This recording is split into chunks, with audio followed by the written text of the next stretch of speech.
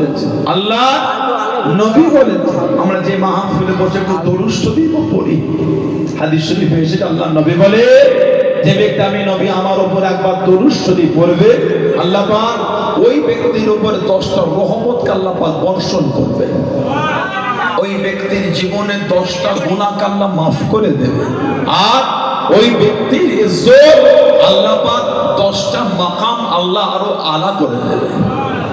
সেই নবীর ভালোবাসা, সেই নবীর প্রেম নিয়ে আল্লাহ আমাদের বসিয়েছে।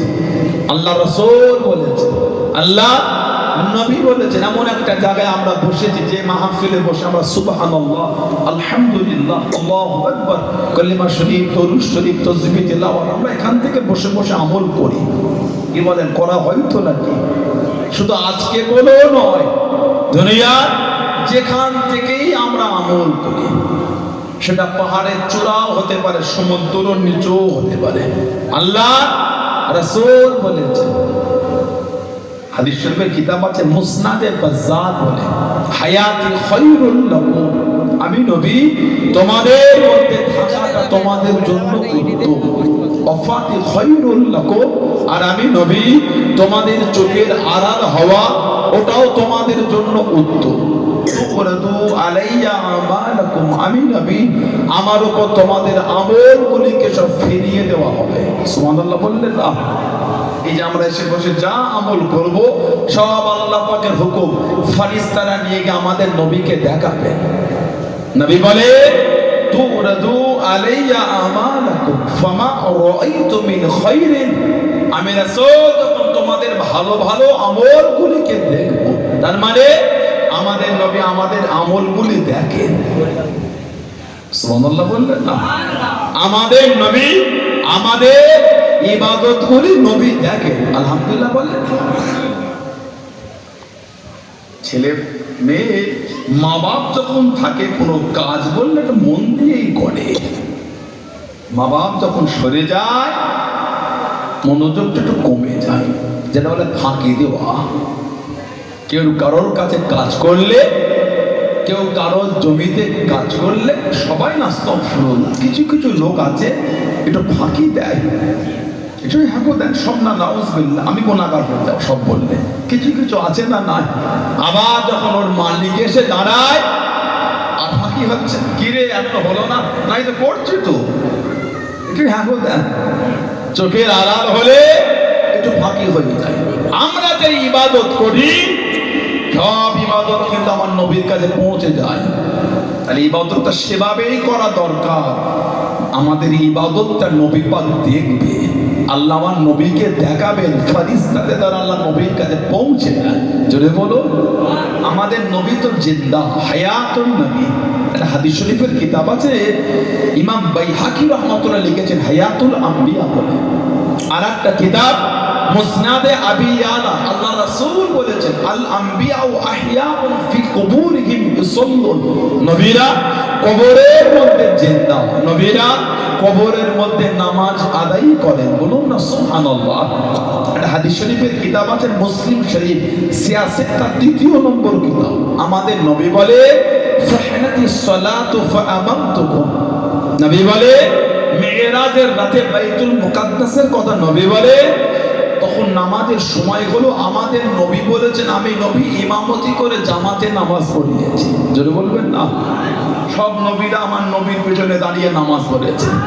আর একটা রিওয়ায়াত মুসনাদে আহমদ ইবনে হাম্বল এসেছে, মুসনাদে আহমদ ইবনে হাম্বল, চার ইমামের এক ইমাম, ইমাম আহমদ ইবনে হাম্বল রাহমাতুল্লাহ কিতাব লিখেছেন। জানাক আল্লাহ পাক 10 লক্ষ হাদিসের খালি হাফেজ করেছেন। ওনার শিক্ষক ছিলেন ইমাম আবু ইদ্রিস আশ-শাফি রাহমাতুল্লাহ, ওনার উস্তাদ ছিলেন ইমামে মালিক রাহমাতুল্লাহ, আর ওনার উস্তাদ ছিলেন আমাদের ইমাম নু'মান বিন সাবিত, ইমাম আযম আবু হানিফা রাহমাতুল্লাহ। জোরে বলা গেল না? এই চার ইমামের মধ্যে একটা সম্পর্ক, চার ইমামের মধ্যে একটা লিঙ্ক। আবু হানিফা হুজুরের সোহবতে, হুজুর যখন মদিনা শরীফে যেতে, আমাদের ইমাম যিনি জীবনে 55 বার খালি হজ করেছেন, আমাদের ইমাম 55 বার হজ করেছে। বললেন না সুবহানাল্লাহ? তেনার জীবনে পড়লে পাবে যিনি 2 রাকাত নামাজে গোটা কোরআন শরীফটাকে খতম করে দিতেন। কোন বর্ণনা এমনও আছে প্রথম রাকাতে হুজুর 30 পারা কোরআন শরীফ খতম করে দিলেন। বললেন আলহামদুলিল্লাহ। অনেকে বলে পাটা পাল্টে নেওয়া, পাটা তুলে নেওয়া। অঙ্গ যদি ভালো হয় আর এক পায়ে যদি নামাজ পড়েন নামাজটা মাকরুহ হবে। অঙ্গ যদি ভালো হয় আর আপনি যদি এক পা তুলে নামাজ পড়েন নামাজটা শুদ্ধ হবে না। আবু হানিফা হুজুর পা তুলে নেওয়া না, এটা ওনার নামে তোহমত দেওয়া হয়। পাটা পাল্টানোর একটা মানে আছে। অনেক সময় যখন আমরা কোনো জায়গায় দাঁড়িয়ে থাকি আমাদের পায়ে একটু পেন হয়, যন্ত্রণা। অনেক সময় আমরা এই দুটো পায়ের মধ্যে একটা পায়ে ভর কম দিই, একটা পায়ে ভর বেশি দিই। আবার কিছুক্ষণ পরে যেটা ভর কম দিয়েছিলাম ওটাই ভর বেশি দিয়ে পাশেরটা একটু কম দিই। হুজুর আমার ইমাম নুমান বিন সাবিত আবু হানিফা হুজুর এই পাটা পাল্টে নিয়ে আমারে যেটাই অনেকক্ষণ দাঁড়িয়ে বেশি ভর দিয়ে নামাজ পড়তে পাশের পাটা একটু হালকা রাখতেন, আবার পাশের পাটায় ভর দিয়ে এই পাটা হালকা করতেন। পাটা উঠিয়ে নিতেন না, পা তুলে নিতেন না। আমাদের ইমাম কম বেশি 83,000 মাসলার খালি রায় দিয়ে গেছেন। 83,000 কোরআন হাদিস ইজমা কিয়াসের আলোকে। জোরে বললেন না সুবহানাল্লাহ। এত আলা মাকাম আল্লাহ ওনাকে দিয়েছে, ইলমের এত আলা দরজা আল্লাহ ওনাকে দিয়েছে। ইলমে এত গভীর আল্লাহ হুজুরকে পৌঁছে দিয়েছে। এত বড় আশিকে রাসূল ছিলেন, এত বড় খোদাভীরু ছিলেন। খোদাভীরু হুজুরের কাপড়ের দোকান ছিল কুফা। যেই কাপড়টাই ময়লা হয়ে যেত নোংরা ওটাকে হুজুর সাইডে করে দিতেন। বাবা এটা বিক্রি করুনি, এটা খুঁত এসে গেছে। হুজুরের কাছে একজন মহিলা গেছেন, হুজুর এই কাপড়টা কিনবেন। গরিব জরুরিয়াতে গিয়েছে। কত দাম মা? আপনি 100 দিরহাম দেন। 100 দিরহাম। হুজুর বলছে এর দাম এত কম নয়, আরো বেশি দাম। সুবহানাল্লাহ বললেন না। যিনি কিনছেন উনি বলছেন দাম বেশি। ওহ কি খরিদ্দার দেখেছেন। তাহলে 200 দিরহাম দেন। হুজুর বলছেন না আরো বেশি। তাহলে 300 দিরহাম। এর বেশি আর হলো না। আমাদের ইমাম ওটা কম বেশি 400 থেকে 500 দিরহামে হুজুর ক্রয় করেছিলেন। জোরে বললেন না। জানার মাল তিনি বলেন 100 দিরহাম, হুজুর দিচ্ছেন বেশি। আমাদের ইমাম নুমান বিন সাবিত রাহমাতুল্লাহ হুজুর আমার সফরে আছে। হুজুরের দোকানে হুজুরের ছাত্র মদিনা শরীফ থেকে ব্যবসায়ী এসেছে কুফা ব্যবসা করতে। যেমন আপনাদের আমডাঙ্গা এলাকা সবজি সব এলাকা বিভিন্ন জায়গায় লরি করে সব পার্সেল করে দিচ্ছেন আপনারা। কথা ঠিক বলছি না ভুল বলছি? বলে বিভিন্ন জায়গায় বাংলার বিভিন্ন জায়গায় এখান থেকে মাল চলে যায়। হুজুর দোকানে নাই, ছাত্র আর মদিনা শরীফের ব্যবসায়ী এসেছে কুফা ব্যবসা করে। বন্ধুকে বলছে এই ধরনের এই কোয়ালিটির একটা কাপড় কিনবো। কুফার ব্যবসায়ী বলছে এই কাপড় আপনি নুমান বিন সাবিত হুজুরের দোকান ছাড়া অন্য দোকানে পাবেন না, তবে ওনার দোকানে যাচ্ছেন দাম দর করবে না। কেন? উনি কাপড়ের লাভ নাই, যে দামে কেনেন সে দামেই বেচে দেন। যদি বলুন দোকানে গিয়েছেন সেদিন হুজুরের ছাত্র। হুজুরের দোকানে গিয়ে কাপড় দেখে দেখে পছন্দ। কত দাম? 1000 দিরহাম। মনে আছে দাম দর করা যাবে না। 1000 দিরহাম দিয়ে কাপড়টা কিনে মদিনা শরীফের ব্যবসায়ী চলে গেলেন। বেশ কয়েকদিন পরে হুজুর দোকান বলছে বাবা সেই কাপড় তুই বিক্রি করেছি। কত? 1000 দিরহাম। ওহ তুমি আমার দোকানে বসে লোক এইভাবে ঠকাচ্ছ কেন হুজুর? আমি তো ওটা কিনেছি মাত্র 400 দিরহাম, তুমি 600 দিরহাম লাভ করেছো। তুমি আমার দোকানে বসে লোককে এইভাবে ধোঁকা দিলে। ওই 1000 দিরহামে হুজুর বার হয়ে গেলেন মদিনা শরীফ। লোকটাকে খুঁজছেন, পাবেন কোথা? খুঁজে খুঁজে পেল না। আজান হলো, নামাজের সময় মসজিদে ঢুকেছে, নামাজ ঢুকে দেখছে ওই কাপড়টা পরে একজন দাঁড়িয়ে নামাজ করছে। ওনার পাশে গিয়ে দাঁড়িয়ে হুজুরও নামাজের নিয়ত বেঁধেছে, নামাজ পড়ছে। নামাজ শেষ কমপ্লিট। হুজুর হাত ধরেছে, আমার কাপড়টা আমাকে ফেরত দেন। এই আপনার 1000 দিরহাম আপনি নেন, আর যে কদিন পড়েছে ওর টাকা লাগবে না, ওটা আমি আপনাকে এমনি পড়তে দিলাম। উনি বলছে আমার কাপড় মানে আমি কুফায় গিয়ে আবু হানিফার কাছ থেকে কিনেছি। আমাদের ইমাম বলে আবু হানিফা নোমান বিন সাবিতকে চেনেন? চিনিন মানে তার কাছে গিয়ে কিনেছি। আমাদের ইমাম হেসে হেসে বলে কই আবু হানিফা? বলে কেন নাই তো। হুজুর বলতে আমি তো আবু হানিফা। জোরে বলো। ওটা ওটা আমার ছাত্র। এই আপনার 1000 দিরহাম না, আমার কাপড় আমাকে দেন। আর যে কদিন বলেছে ওর ধরুন টাকা লাগবে না, এমনি দিলাম। উনি বলছেন কিনেছি যখন ফেরত তো দেবো না, টাকা যদি কম দিয়ে থাকি বলেন আরো দিয়ে দিচ্ছি, কিন্তু কাপড় দেবো না। আমাদের ইমাম বলছেন না, এই কাপড়টা আমি কিনেছি মাত্র 400 দিরহাম, আপনাকে বিক্রি করেছে 1000 দিরহাম, এত লাভ আমি নেবো না, আমার মাল আমাকে ফেরত দেন। উনি বলছেন আসল খবর যখন জেনেছি কাপড় তো ফেরতই হবে না। সুবহানাল্লাহ বলেন। আমাদের ইমাম জোর করে 600 দিরহাম ফেরত দিয়ে 400 দিরহাম কাপড়ের দাম নিয়ে উনি কুফায় গিয়েছিলেন। ইনি হলেন আমাদের ইমাম। জোরে বলবেন না। ওনার সোহবতে মাঝে মাঝে বসতেন ইমামে মালিক রাহমাতুল্লাহ। 4 ইমামে এক ইমাম, 4 ইমামে এক ইমাম, ইমাম মালিক রাহমাতুল্লাহ। ওনার সোহবতে ইলম অর্জন করেছে ইমাম আবু ইদ্রিস আশ-শাফি রাহমাতুল্লাহ। আর ওনার কাছে বসেছে ইমাম আহমদ ইবনে হাম্বল। 10 লক্ষ খালি হাদিসের হাফেজ। ওনার ছাত্র ইমাম বুখারী রাহমাতুল্লাহ একটা হাদিস শরীফ নকল করেছেন। ফালাম্মা দাখালান নবী সাল্লাল্লাহু আলাইহি ওয়াসাল্লাম মসজিদ আকসা, ফালাম্মা মানে যখন, দাখালা ইয়াদখুলু মানে প্রবেশ করা, আমাদের নবী যখন প্রবেশ করলেন কোথায়? মসজিদে আকসা। আমাদের নবী কামা ইসাল্লি, নবী আমার দাঁড়িয়ে নামাজ শুরু করে দিলেন। নামাজ পড়তে পড়তে ফালতাফাতা মানে ঘুরে দেখা, নবী ঘুরে দেখলেন। ফালতাফাতা অতঃপর নবী আবার ঘুরে দেখলেন। আমাদের নবী বলে ফাইজা নবিয়ুনা আজমাউনা ইসাল্লুনা মা, নবী বলে আমি নবী ঘুরে দেখলাম, আবার ঘুরে দেখলাম, সমস্ত নবীরা আমার সাথেই আমার পিছনে নামাজ আদায় করছে। জোরে বলবেন না, আরেকটু জোরে বলা গেল না। নবী বলে ফামা রাআইতু মিন খায়রিন, আমি রাসূল যখন তোমাদের ভালো ভালো আমলগুলিকে দেখব, হামিদুল্লাহ আলাইহি, আমি নবী তোমাদের ভালো আমল দেখে আল্লাহ পাকের শুকরিয়া আদায় করতে থাকবো। বললেন না সুবহানাল্লাহ।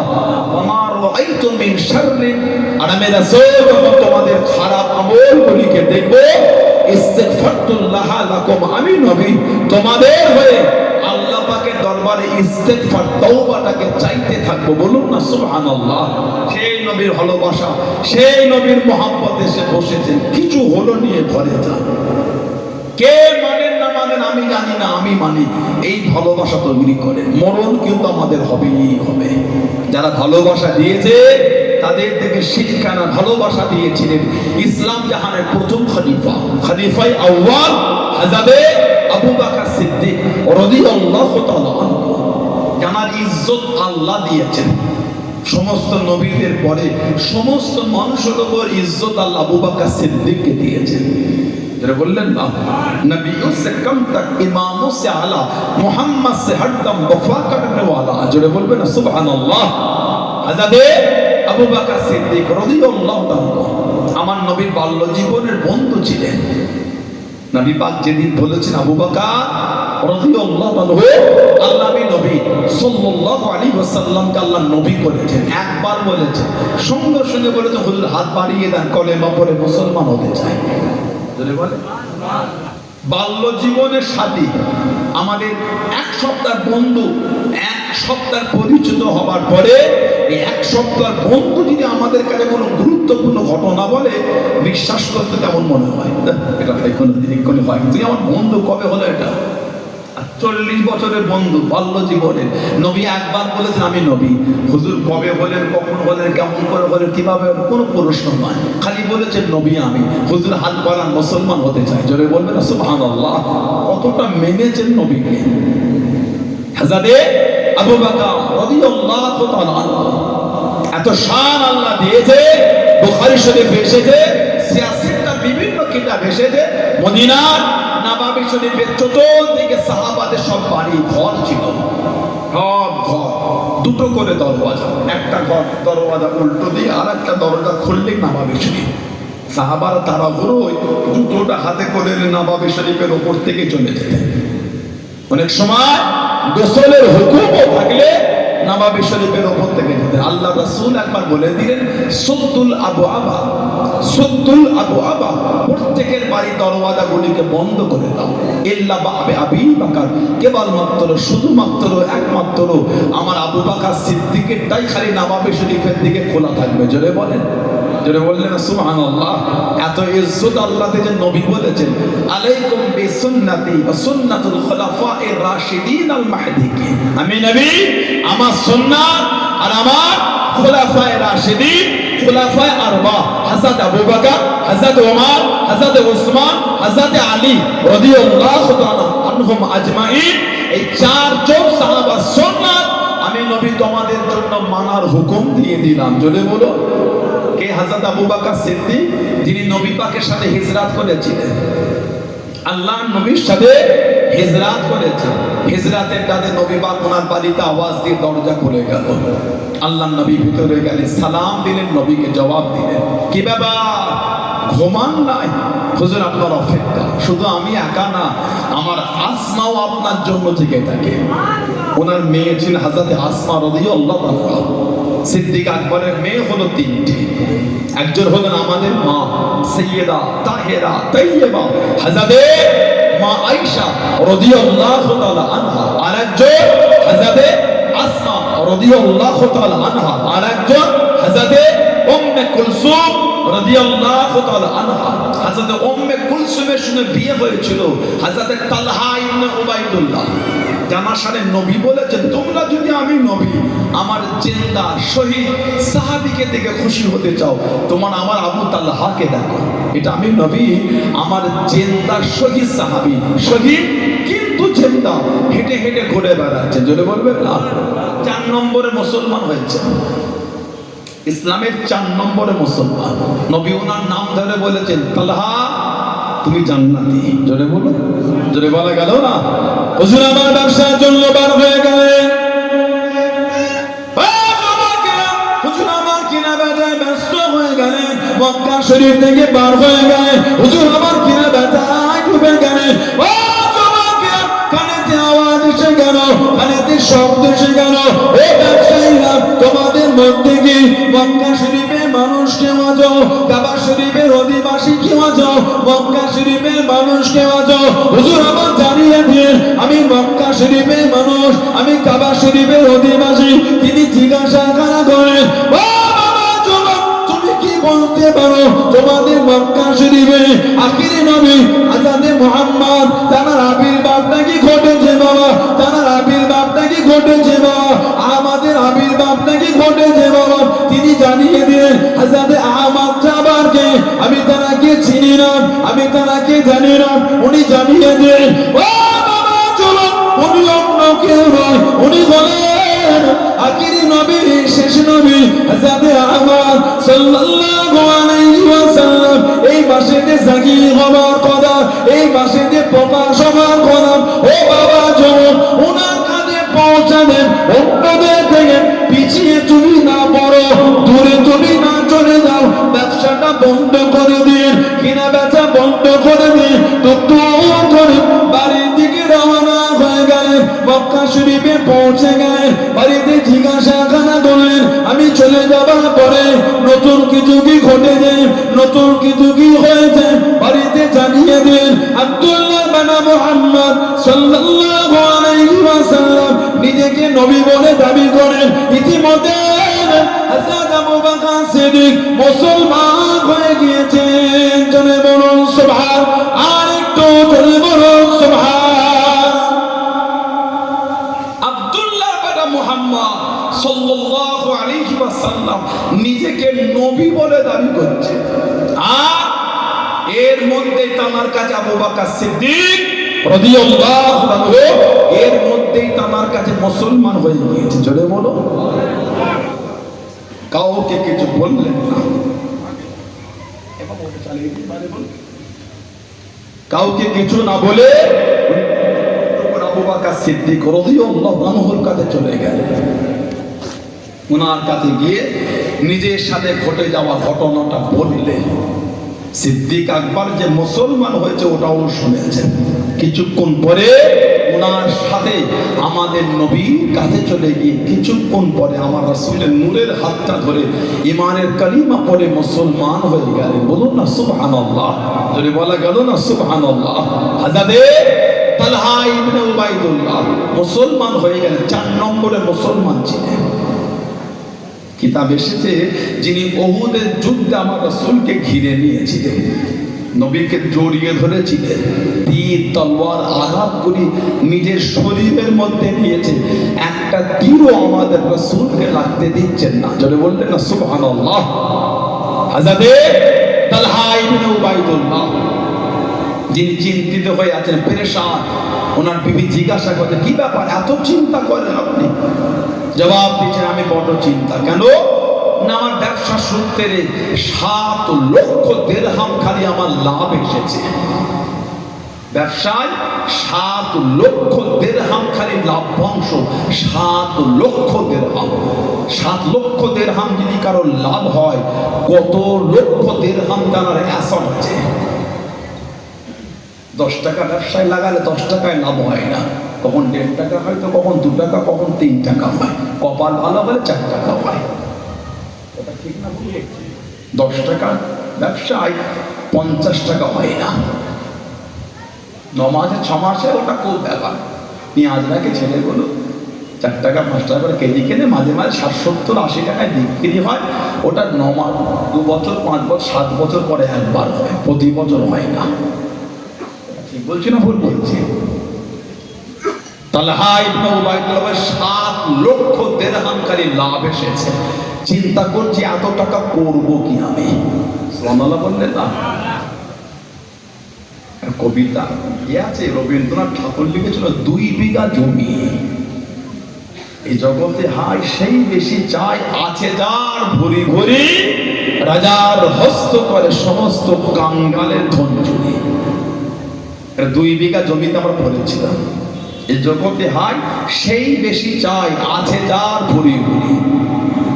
তালহা ইবনে উবাইদুল্লাহ এই 7 লক্ষ দিরহামে চিন্তা করছে খরচা করব কোথা। বিবি বলছে চিন্তা তো কোনো কারণ নাই, ফজরের নামাজ পড়ে নিজে হাতে করে নিজের গরিব আত্মীয় আর নিজের এলাকার গরিবদের মধ্যে বন্টন করে দেন, সব দান করে দেন, রাখার দরকার নাই। জোরে বলো। উনি দোয়া করছেন, আল্লাহ আবু বকর সিদ্দিকের ঘরে এত সুন্দর মেয়ে পাঠিয়েছে, যিনি আমাকে এত সুন্দর উপদেশ দিয়ে চিন্তা মুক্ত করেছেন। বিবি বলতে 7 লক্ষ দান করে দাও, উনি খুশি হয়ে বিবির জন্য দোয়া করছে। জোরে বলবেন না সুবহানাল্লাহ। জীবন তারা কাটিয়েছেন। সিদ্দিক আকবরে আর একটা মেয়ে হযরতে আসমা, ওনার সাথে বিয়ে হয়েছিল হযরতে জুবাইর, নবী পাকের সাহাবী রাদিয়াল্লাহু আনহু। জানার ঘরে আল্লাহ একটা ছেলে পাঠিয়েছেন আওলাদ, ওনার নাম ছিল হযরতে আব্দুল্লাহ রাদিয়াল্লাহু আনহু। কিতাব এসেছে উনি জন্মগ্রহণের পরে গোটা মক্কা শরীফে খালি সাহাবারা তাকবীর দিয়েছে। সুবহানাল্লাহ বললেন না? কেন? মক্কার কাফেররা দিনগুলো জানিয়ে দিয়েছিল।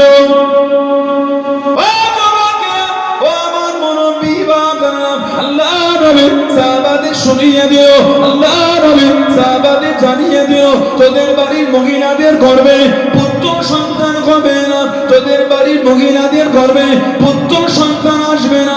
আমাদের দেবদেবীদের লানত, আমাদের দেবদেবীদের লানত, আমাদের দেবদেবীদের অভিশাপ। ও তোমাকে আল্লাহ রাসূল সাহাবিয়া হযরত আসমা রাদিয়াল্লাহু তাআলা পুত্র সন্তান প্রসব করে দেন। সাহাবারা তো খুশি হয়ে গেলেন, সাহাবারা তো আনন্দিত হয়ে গেলেন। মক্কা শরীফে মোড়ে মোড়ে রাস্তায় রাস্তায় তাকবীরে ধরে তুলে দেন। সাহাবারা জানিয়ে দেন, সাহাবারা শুনিয়ে দেন, হে মক্কা বিধি বেঈমানে দয়াব, হে মক্কা কুফারে কুরাইশা, তোদের দেবদেবীদের লানত, তোদের দেবদেবীদের লানত আমাদের ঘরে মহিলাদের ঘরে লাগে না। আল্লাহ রাব্বুল আলামিন আমাদের ঘরে মহিলাদের ঘরে পুত্র সন্তান পাঠিয়েছেন। জোরে বলুন সুবহান। আর একটু জোরে বলুন সুবহান। আল্লাহ নবী এত খুশি হয়ে গেলেন, আল্লাহ নবী এত আনন্দিত হয়ে গেলেন, আল্লাহ নবী সাল্লাল্লাহু আলাইহি ওয়াসাল্লাম টুকটুক করে চলে গেলেন। হযরত আব্দুল্লাহকে কোলে নিলেন, হযরত আব্দুল্লাহকে কোলে নিয়ে আল্লাহ নবী নূরের মুখের মধ্যে একটু খেজুর হলে চিবিয়ে চিবিয়ে নরম করে লালা শরীর মাথা খাজর থুতু শরীর মাথা খাজর আল্লাহ নবী নূরের মুখ থেকে বার করে হযরত আব্দুল্লাহ রাদিয়াল্লাহু তাআলা মুখের মধ্যে দিতে লাগলেন। জোরে বলুন সুবহান, আর একটু জোরে বলুন সুবহান। মুখের ভেতর থেকে লালা শরীফ খাজুর বার করে নবী হযরত আব্দুল্লাহর মুখেতে তাহানিক করছেন। তাহানিক, সুবহানাল্লাহ বলবেন না?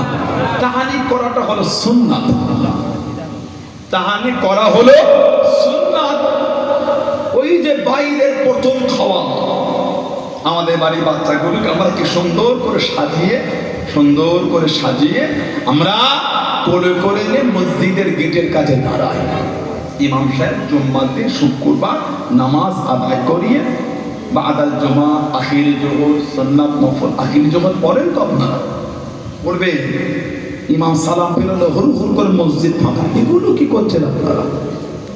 আখিরি জোহর পড়বেন আপনারা। মুজাদ্দিদুজ্জামান রাহমাতুল্লাহ আলাইহি তার ওসিয়াত কিতাবটা পড়বেন আপনারা। জীবনী কিতাব পড়বেন। খালি বললে হবে না দাদা হুজুর মানে, এক্ষুনি বললে গোড়া গ্রামের লোক আধা মানে। আমরা মানা কোনটা? মানা তো ওটা তার জীবন চরিত্র জীবনের মধ্যে পেয়ে ওইভাবে নিজের জীবনটাকে রূপ দেওয়া। ঠিক না বলবো? সমাজ তো ধ্বংস হয়ে যাচ্ছে, সমাজ ধ্বংস। ইসলামের বিধানগুলি আমাদের কাছে এখন ক্যাজুয়াল হয়ে গেছে। এটা না বললে হবে। কে বললো আপনাকে? কিছু কিছু লোক বল নফল নামাজ, না বললাম নফল নামাজের না পড়লে হতো। নামাজটা হলো কেন? নামাজ ইবাদতকে ছোট ভাবে দেখেন না।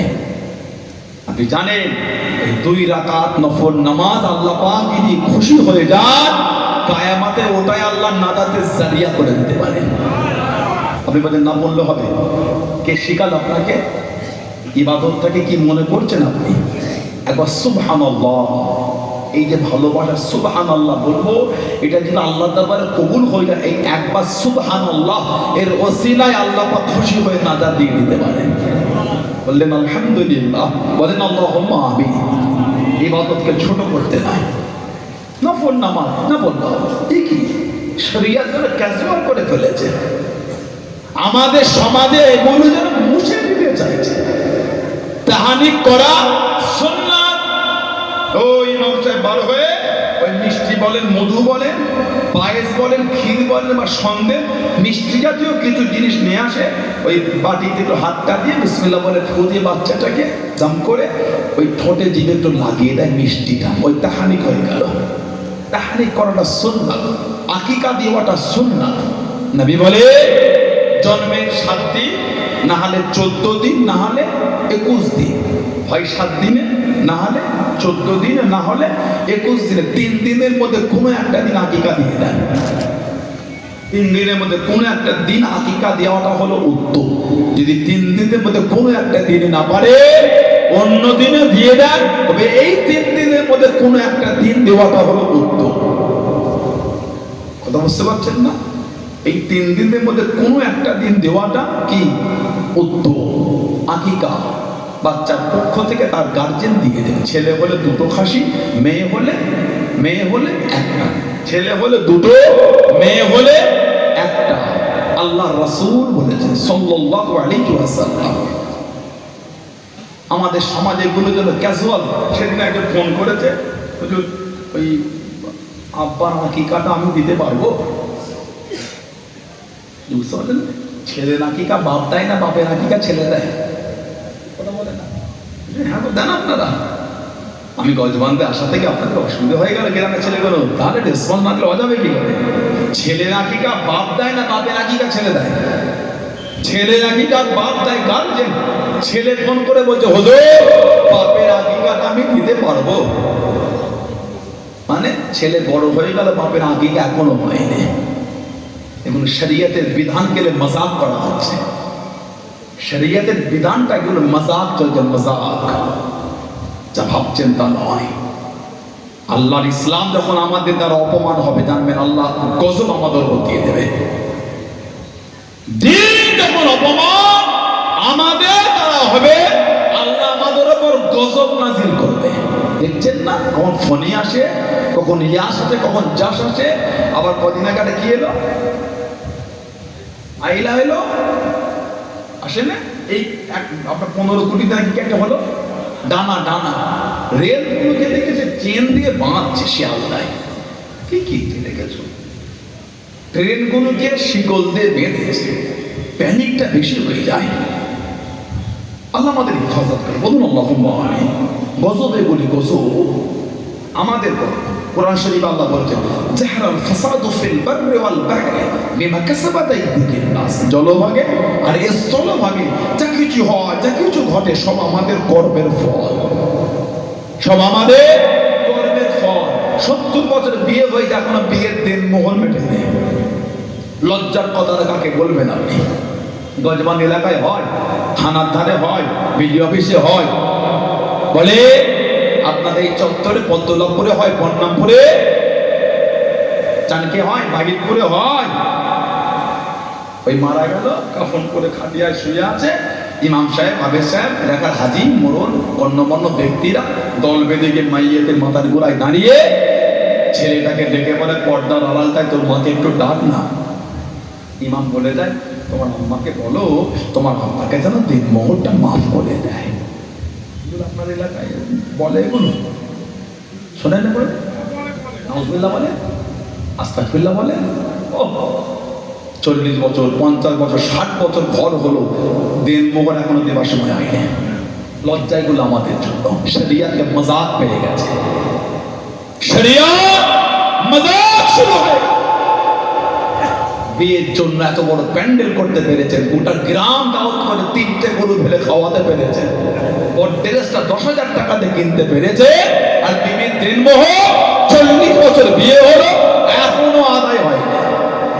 যদি কোনো স্বামীর চিন্তা এটা হয়, বউকে দিনমোহর দেবো না, আল্লাহর শরিয়াতে ওই মেয়েটাই ছেলেটার জন্য হারাম। স্বামী স্ত্রীর সম্পর্ক হলে হবে জেনা, জেনা, জেনা। সন্তান হলে হবে অবৈধ সন্তান, অত সহজ নয়। শরিয়তটা মজাকে জিনিস না। শুক্রবারে মাথায় টুপি দিয়ে কি সুন্দর ফেরেশতা হয়ে মসজিদে চলে গেল, আর রাত 12টা পর্যন্ত মাঠে বসে খালি ধোঁয়া উঠছে। কথা বলছেন না কেন? নাউজুবিল্লাহ বলে। এলাকার যুবকগুলো নেশায় ডুবে গেল।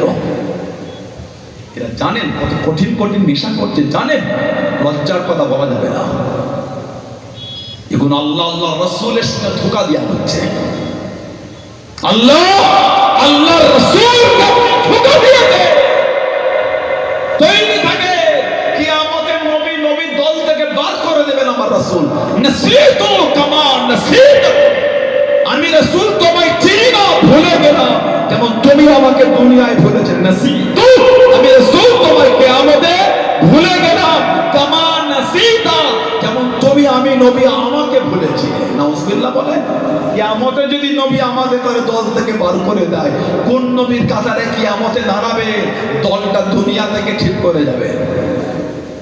লা হাওলা ওয়ালা কুওয়াতা ইল্লা বিল্লাহ। ওহ, পারলেন আপনি? ছেলেগুলো সব নেশা করছেন। মদ আমাদের সমাজে এখন সচরাচর আম করে ফেলেছে। মদ খাওয়াটা ছেলেদের কাছে কোনো ব্যাপার না। নাউজুবিল্লাহ বললেন না, আস্তাগফিরুল্লাহ বললেন না, মদটা কোনো ব্যাপারই না। মদ আমি বলছি, মানে কি মদ মত কি হয়েছে, কিন্তু আল্লাহর নিষেধ ওটাই আমাদের কাছে বড় জিনিস। বুঝতে পারছেন না? এই জগ দেখছেন, এই জগ, এই এক জগ পানি আমাদের উদু হবে বলে মনে হয়। তাহারা, আপনার আমার কথা কষ্ট পাচ্ছেন আপনারা? এই এক জগ পানিতে উদু হবে বলে মনে হয়, তাহারা অর্জন হবে? উদু হবে না? হবে না? উদু হবে, অবশ্যই হয়ে যাবে, বেঁচে যাবে। এক জগে উদু হয়ে যাবে। কেউ যদি 1 বালতি নয় 5 বালতি পানি মাথায় ঢেলে ধোয়, তার উযু হলো না। আর ওই 1 জগ পানিতে আল্লাহর বিধান যেটা আছে, রাসূল যেভাবে শিখিয়েছে ওইভাবে অঙ্গগুলিকে ধোয়া, ওটাই উযু। আমাদের কাছে ওই অঙ্গগুলো ধোয়া ওটা বড় জিনিস না, আমাদের কাছে বড় জিনিস আল্লাহর বিধান, এটা ওটা মানা আমাদের জন্য বড় জিনিস। সুবহানাল্লাহ বললেন না?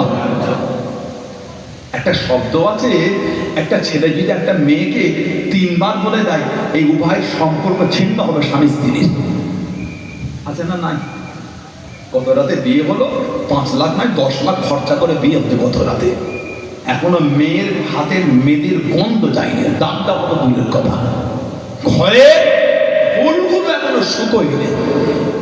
গত রাতে বিয়ে হলো, সকালে উঠে ছেলেটাকে কি ভূত চেপে গেল 3 বার বলে দিল। গত রাতে 10 লাখ খরচা করেছে, দুজনে আর একসাথে থাকতে পারবে বলে মনে হয়? একটু হ্যাঁ বোঝেন। ওই শব্দটা আমাদের কাছে বড় জিনিস নয়। আল্লাহ বলেছে শব্দটা বললে এই হবে, আল্লাহ হুকুমটা মানা ওটা আমাদের জন্য বড় জিনিস। মদ ওটা আমাদের কাছে বড় নয়। আল্লাহ পাক বলেছেন শরাবটা হারাম, মদ হারাম। এই আল্লাহর নিষেধ মানাটা ওটাই আমাদের জন্য বড়। ওটার নাম হচ্ছে ঈমান। জোরে বলে, জোরে বলা গেল না? ছেলেগুলো সব কঠিন কঠিন নেশার নামগুলো বলতে পারছে না, লজ্জা লাগছে আমাকে। ছেলেগুলো এত পাকা হয়েছে, আমি কদিন আগে দেখলাম গাড়ি নিয়ে যাচ্ছি এদিকে রাস্তার ধারে, ওই থামসাপের বোতলে অর্ধেকের কম থামসাপ আছে, আর ওতে ওই কালারিং পানিটা ঢেলে মিক্স করে দিল। এবার ঘুরছে দিচ্ছে খাচ্ছে, আমার থামসাপ খাচ্ছে। থামসাপ খাচ্ছে না কিন্তু ওতে শরাব ঢেলে খাচ্ছে। আস্তাগফিরুল্লাহ বলেন। আল্লাহ আমাদের বাড়ির ছেলেগুলোকে, আল্লাহ আমাদের বাড়ির ভাইগুলোকে জঘন্য কর্ম থেকে আল্লাহ দূরে রাখেন।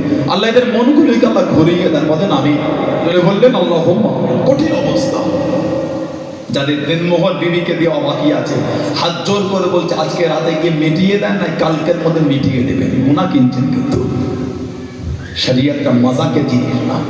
আর যাদের বিয়ে হয়নি, যখন বিয়ে হবে তখন নগদে দিয়ে দেন, না বাসর রাত দাম্পত্য জীবনের প্রথম রাত স্বামী হিসাবে স্ত্রীর হাতে দিয়ে দেন। স্ত্রী যদি মাফ করে তো মাফ, তাছাড়া মাফের কোনো গল্প নাই। আর একটা আমাদের সমাজে রোগ কি আছে জানেন? যখন দিনমোহর বাঁধা হয়, কত দাও না 2000 টাকা বেঁধে দাও না, ভিক্ষা দিলেন নাকি আপনি? বিয়ের সময় ছেলেটা সেলুনের চুল কাটতে গেলে অর্ধেক চুল কেটে সেলুন আল্লাহ বলে দাও 4000 টাকা দাও, নাহলে ফিনিশিং হচ্ছে না। এটা মজাক করে বলে, কিন্তু টাকা নিয়ে নেয়। যে বর সেলুনে গেলে 2-3 হাজারের নিচে সেলুন ওরা নেয় না। যুবকগুলোকে জিজ্ঞাসা করে সত্য বলছে না মিথ্যা বলছে? একটা সেলুনকে বিয়ের সময় চুল কাটতে গিয়ে 3000 দিনের কষ্ট হলো না, আর বিয়ের দিনমোহর বাঁধার করলেন 2001 টাকা। লজ্জা লাগলো না আপনার? বিয়ের যেই জামাটা পরে বিয়ে করতে পারেন একবার পরবেন, ওটা কিনেছেন 7000 টাকা দিয়ে একবার পরার জন্য। আর যেই মেয়েটাকে নিয়ে সারাটা জীবন ঘর করবে, ওই মেয়েটাকে দিলেন 2000, ভিক্ষা দিলেন আপনি? এগুলো উচিত না। কম করে হলো বর্তমান সময় সন্ধি করেন। গরিব যদি হয় 5000-এর নিচে দেনমোহর পাবেন না। আর যদি একটু ভালো বড় লোক ধনী হন, কম করে হলো 10,000, এর উপর যদি ইচ্ছা পাবেন।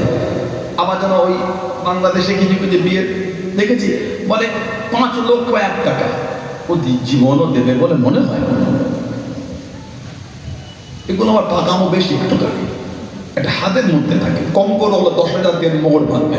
আল্লাহ আমার ভাইগুলোকে বুঝে তৌফিক দান করে। বলুন আল্লাহুম্মা আমিন। জোরে বলে তাহানিক করা আমার নবীর সুন্নাত। আল্লাহ নবী হযরত আব্দুল্লাহ তাহানিকটা রাসূলুল্লাহ নিজে করেছিলেন। জোরে বলুন, জোরে বললে সুবহানাল্লাহ। হযরত আবু বকর সিদ্দিক রাদিয়াল্লাহু তাআলা নবী বলেন, হুজুর আমি একা জেগে আমার আসমাও জেগে সারা রাত আপনার জন্য নাস্তা তৈরি করে, আর চামড়ার মশকের মধ্যে পানি ভরে দাঁড়িয়ে থাকে। যেদিন রাতে নবী গেলে নবীর নাস্তা বাঁধবে, চামড়ার মশকে পানির মুখ বাঁধবে। তারা ভরে ধরি খুঁজে পাই না। কোমরে যে জামা পরেছিল কোমরে ফিতা ছিল, ফিতা ওই ফিতেটাকে খুলে টান দিয়ে দুটো ভাগ করে এক ভাগ দিয়ে নবী ওই চামড়ার মশকে পানি ভরা ওর মুখ বেঁধেছে, আর এক ভাগ দিয়ে নবীর নাস্তা বেঁধেছে। সেই দিন থেকে ওনার নাম হয়ে গিয়েছিল জাতুন নাকাতাইন, 2 ফিতের মালিক। জোরে বলো আল্লাহ নবী বার হয়ে গেলেন। ও জবাকিরা হযরত আবু বকর সিদ্দিক রাদিয়াল্লাহু তাআলা আল্লাহ নবীর সঙ্গে উনিও বার হয়ে গেলেন। আল্লাহ নবীর সঙ্গে যেতে যেতে আল্লাহ নবীর সামনে চলে গেলেন, আল্লাহ নবীর পিছনে চলে গেলেন। আল্লাহ নবীকে চতুর্দিক থেকে ঘুরতে লাগলেন। আল্লাহ নবী জিজ্ঞাসা করলেন, আল্লাহ নবী জানতে চাইলেন, ও বাবা আবু বকর রাদিয়াল্লাহু তাআলা এইভাবে কেন ধরেন? একবার সামনের দিকে যান, একবার পিছন দিকে যান। ইয়া রাসূলুল্লাহ, ইয়া রাসূলুল্লাহ, ইয়া রাসূলুল্লাহ।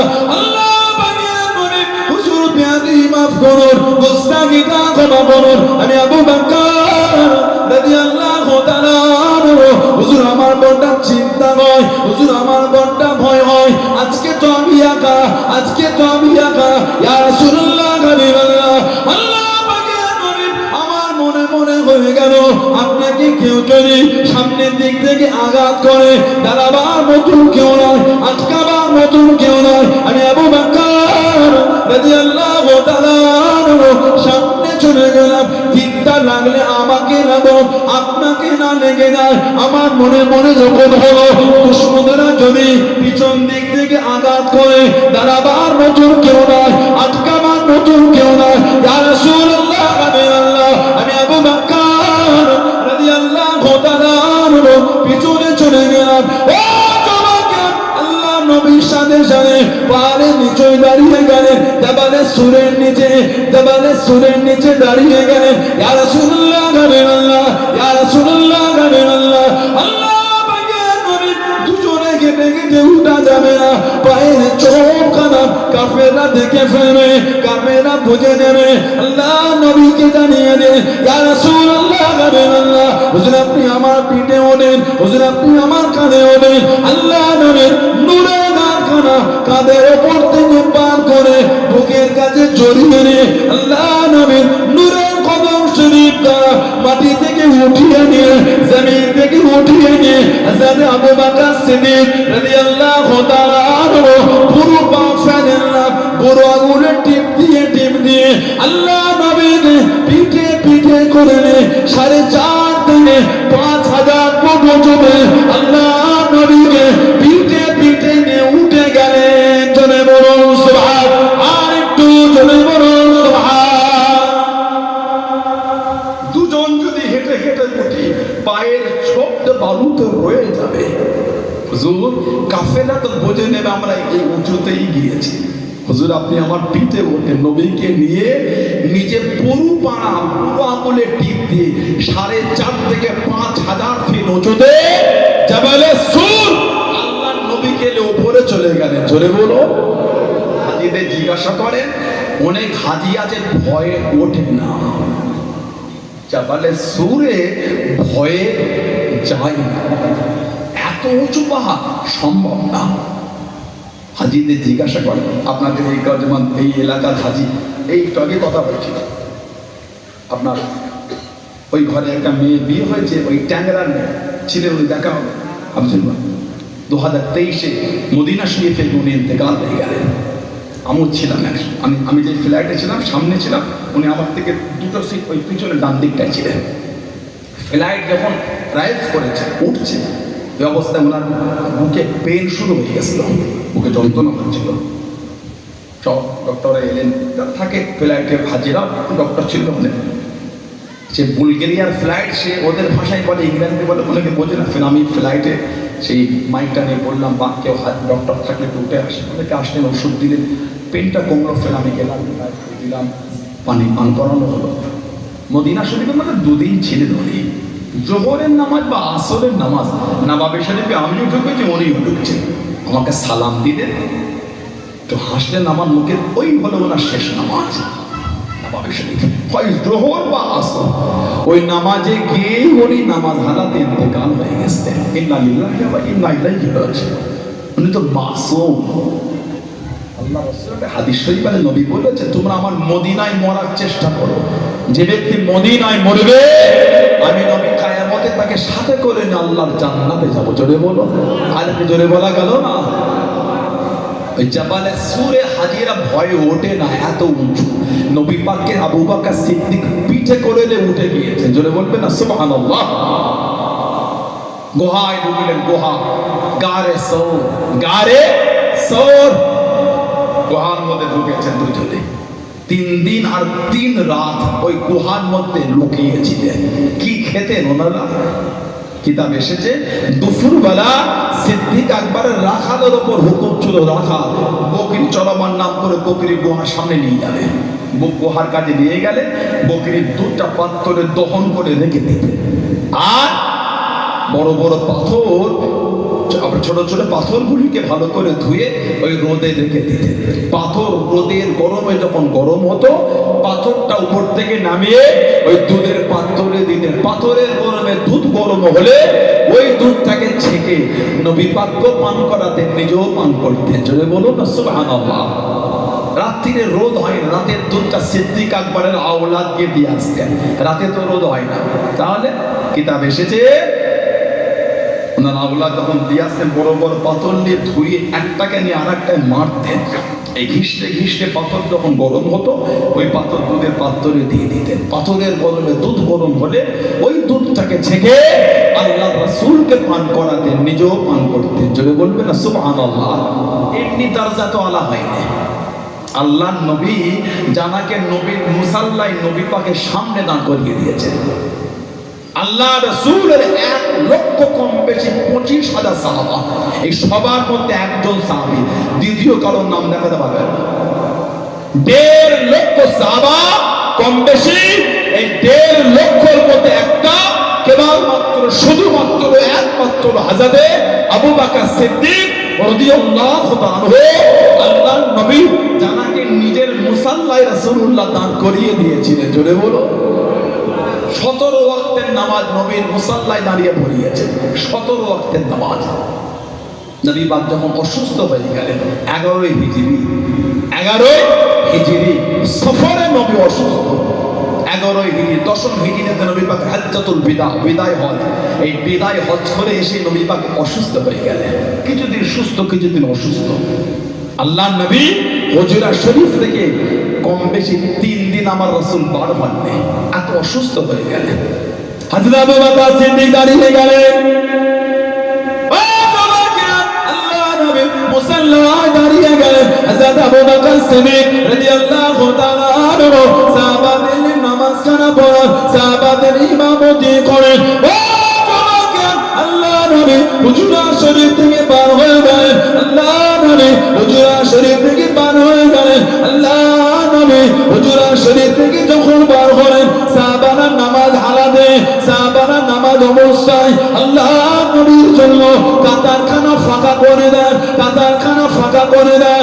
ও জনকে আল্লাহ নবী পিছনের দিক থেকে আগে হযরত আবু বকর সিদ্দিক রাদিয়াল্লাহু তাআলা আনহু পিছনে গিয়ে দাঁড়িয়ে গেলেন। আল্লাহ নবী সাহাবারা নামাজ হালাতে শরীরের মধ্যে হাতটানি দিতে লাগলেন, আওয়াজ করতে লাগলেন, হাতটাকে নিয়ে শরীরের মধ্যে মারতে লাগলেন।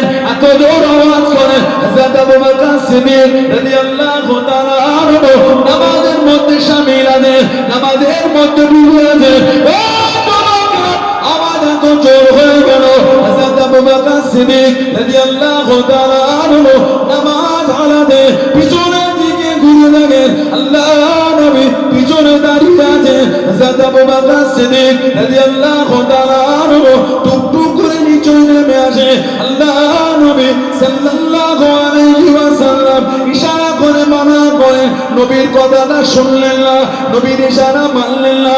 আল্লাহ নবী আগিয়ে গিয়ে বসে গেলেন। হযরত আবু বকর সিদ্দিক আল্লাহ নবীর পাশে দাঁড়িয়ে গেলেন। আল্লাহ নবী বসে বসে নামাজ পড়েন। হযরত আবু বকর সিদ্দিক দাঁড়িয়ে দাঁড়িয়ে নামাজ পড়েন। হযরত আবু বকর সিদ্দিক রাদিয়াল্লাহু তাআলা আনহু নামাজ কায়ে দিকে আল্লাহ নবী সাহাবারা নামাজ পড়ে দিলেন। জোরে বলুন সুবহান।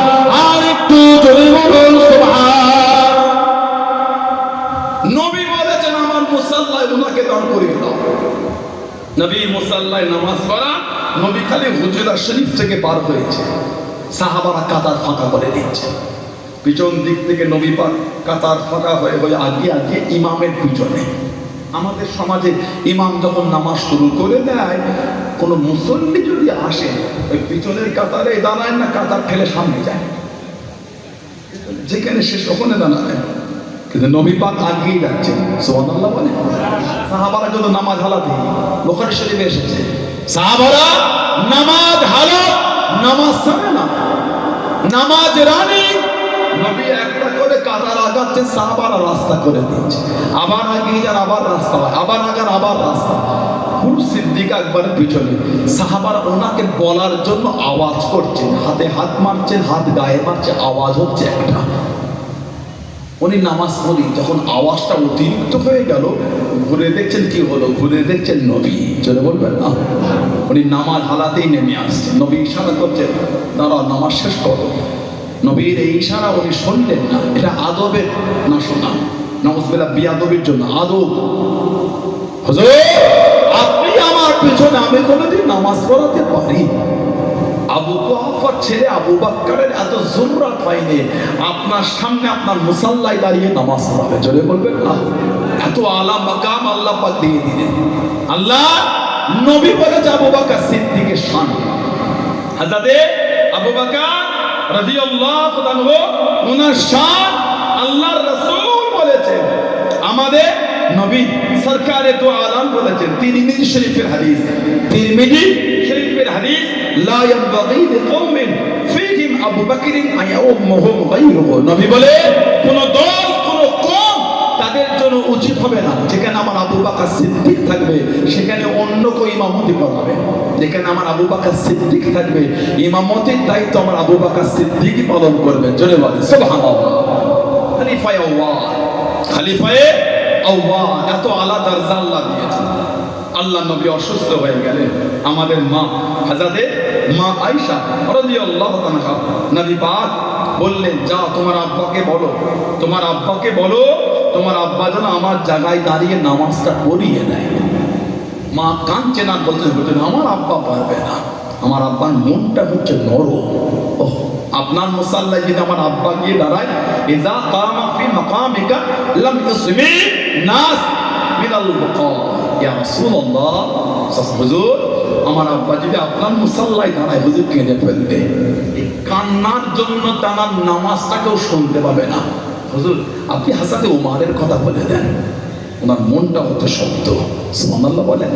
নবী বলছেন আমার মুসাল্লায় আমার আবু বকর সিদ্দিকই দাঁড়াবে। জোরে বলবেন সুবহানাল্লাহ। আমার মুসাল্লায় আমার আবু বকর সিদ্দিকই দাঁড়াবে। আল্লাহর নবী উনাকে নবীর মুসাল্লায় 17 ওয়াক্তের নামাজ পড়িয়েছেন। এত ভালো নবী বাঁচতেন, আল্লাহর নবী উনাকে এত মহব্বত করতেন।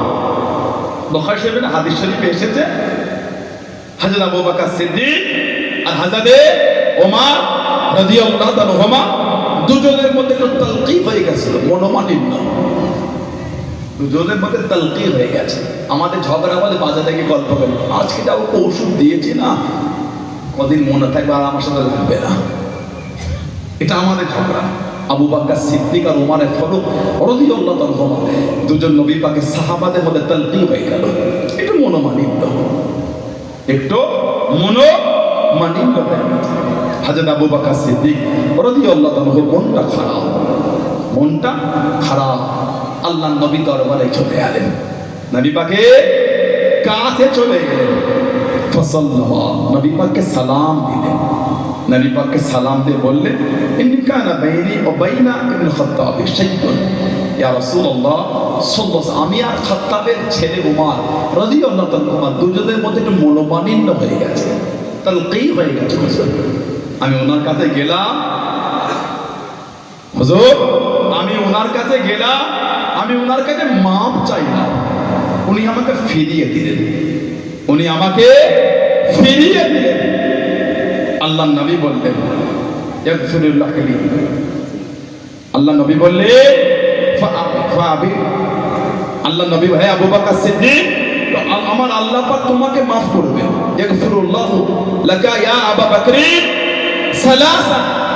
আল্লাহ রাসূল আবু বকর ওমর ফিরিয়ে চলে কি হয়ে যাবে, রাসূল বলছি আমার আল্লাহ তোমাকে মাফ করবে। নবী পাক 3 বার বলেছেন, যদি বলবেন না।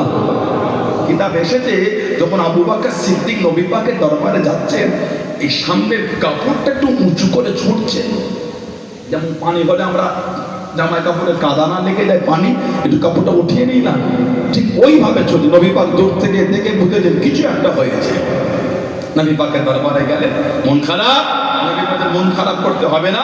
আমি নবী বলি সে ফিরিয়ে চলে কি হয়েছে, আমার আল্লাহ ইয়া আবু বকর সালাসান ইয়াগফিরুল্লাহু লাকা ইয়া আবা বকর সালাসান, আমি নবী বলছি আমার আল্লাহ তোমাকে মাফ করে দেবে, তিনবার বলেছে। যেটা বলবেন না, নবী দরবারে বসে আছে, নবীর কাছে বসে গেলে হযরত ওমর রাদিয়াল্লাহু আনহু, তিনিও তো আমার নবীর সাহাবী, সুবহানাল্লাহ বলবেন না, ওনার মনটা নরম হয়ে গেছে। ফিরিয়ে দিলাম, মাপ চাইতে এলো, উনি আমার কাছে এলেন, ওনাকে ফিরিয়ে দিলাম।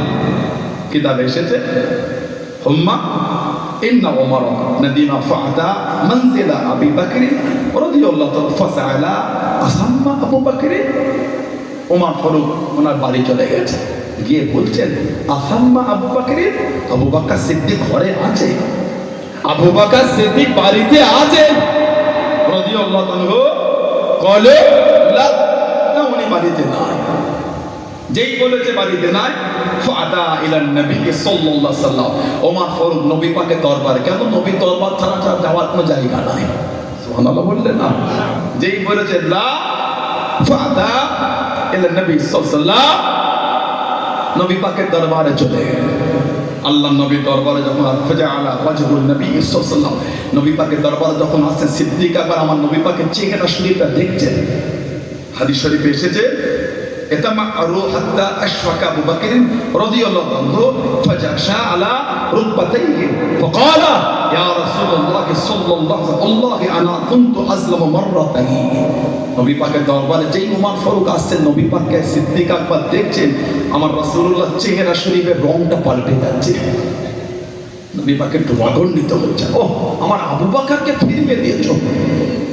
আবু বকর সিদ্দিক উনি উঠে এই হাঁটুর সাথে নবী পাকের হাঁটুর কাছে কাছে নিজের হাঁটুটা নিয়ে চলে গেছে, গিয়ে এই দুটো হাত দিয়ে নবী পাকের হাঁটুতে হাত বোলাচ্ছে না, বলছে ওয়াল্লাহি ইয়া রাসূলুল্লাহ, আল্লাহর কসম করে বলছে আনা কুনতু আযলামু মাররাতাইন, আনা কুনতু আযলামু মাররাতাইন। হুজুর, আমি আল্লাহর কসম করে বলছি হুজুর, এতে ওমর ফারুকের কোনো দোষ না, দোষটা আমি আবু বকরের দুবার বলেছি। সুবহানাল্লাহ বললেন না, কি ঈমান সাহাবাদের। নবী পাকের চেহারা শরীফের রং যখন পাল্টে যায়, উনি কাছে গিয়ে হাঁটুর সাথে হাঁটু মিলিয়ে নবী পাকের হাঁটুতে নিজের হাত দুটোকে দিয়ে এইভাবে বোলাচ্ছেন, বলছেন ইয়া রাসূলুল্লাহ, হুজুর ওমর ফারুকের উপর আপনি রাখবেন না হুজুর, ইয়া রাসূলুল্লাহ ওয়াল্লাহি হুজুর আল্লাহর কসম করে বলছি আনা কুনতু আযলামু মাররাতাইন, হুজুর এই দোষটা আমার, হুজুর ওনার দোষ না, দুবার বলেছেন। আল্লাহ নবীর দরবারে ওমর ফারুক গেলেন, নবী পাকের কাছে গেলেন। ফকালান নবী সাল্লাল্লাহু আলাইহি ওয়াসাল্লাম, আমাদের নবী বললেন ইন্নাল্লাহা বাআসানি ইলাইকুম ফাকুলতু কাযাবতা ওয়া ক্বালা আবু বকর সাদাকা। আল্লাহ পাক আমি নবী আমাকে দিলেন দাওয়াতের হুকুম, আমি রাসূল যখন তোমাদের কাছে কাছে গিয়েছিলাম তোমরা আমাকে মিথ্যা বলেছো। ফকাল আবু বকর সাদাকা, সেদিন আমার আবু বকর আমাকে সত্যবাদী বলেছিল। জোরে বলবেন না, আর জোরে বলা গেল না। নবী বলে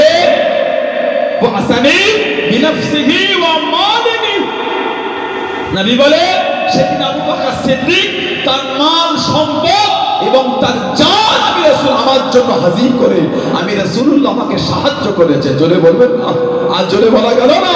হাদিস শরীফে এসেছে কথাটা নবী পাক বলার পরে যতদিন আবু বকর সিদ্দিক সাহাবাদের মধ্যে ছিলেন, কোনোদিন সাহাবারা সিদ্দিক আকবরকে কষ্ট দেননি। কেন? সাহাবারা জেনে গিয়েছিলেন এনাকে দুঃখ দিলে রাসূলুল্লাহ কষ্ট পাবেন। নবী এত ভালোবাসতেন, আল্লাহ নবী এত মহব্বত। তিরমিজি শরীফের হাদিসে এসেছে, নবী বলে ইক্তাদু বিল্লাযাইন মিন বা'দ মিন আসহাবি আবি বকর ও ওমর রাদিয়াল্লাহু আনহু। নবী বলে আমি নবী আমার পরে আমার সাহাবাদের মধ্যে হতে তোমরা আমার আবু বকর সিদ্দিকের কাছে যাবে, আমার ওমর ফারুকের কাছে যাবে, তাদের দুজনকে তোমরা মেনে চলবে। জোরে বলো, জোরে বলা গেল না। কে? আবু বকর সিদ্দিক, যিনি আমার নবীর পাশে শুয়ে আছেন। সুবহানাল্লাহ বলে, উনি ওসিয়ত করেছিলেন আমি মারা গেলে আমার জানাজা করবে, দাফন করবে না। লাশটা নিয়ে নবী পাকের রওজা শরীফের বাইরে রেখে আল্লাহ নবীর কাছ থেকে একটু অনুমতি, যদি নবী অনুমতি দেন নবীর পাশে আমাকে দাফন করে দেবে। যদি আমাদের নবী অনুমতি না দেয় আমার লাশ মদিনা শরীফের আম কবরস্থানে দেবে। তবে নবীর কাছে বলবে নবীর পাশে জায়গাতে শোয়া আমি একটু আশা করেছি। জোরে বলো, জোরে বলা গেল না। হযরত আবু বকর সিদ্দিক ইন্তেকাল হয়ে গেলেন।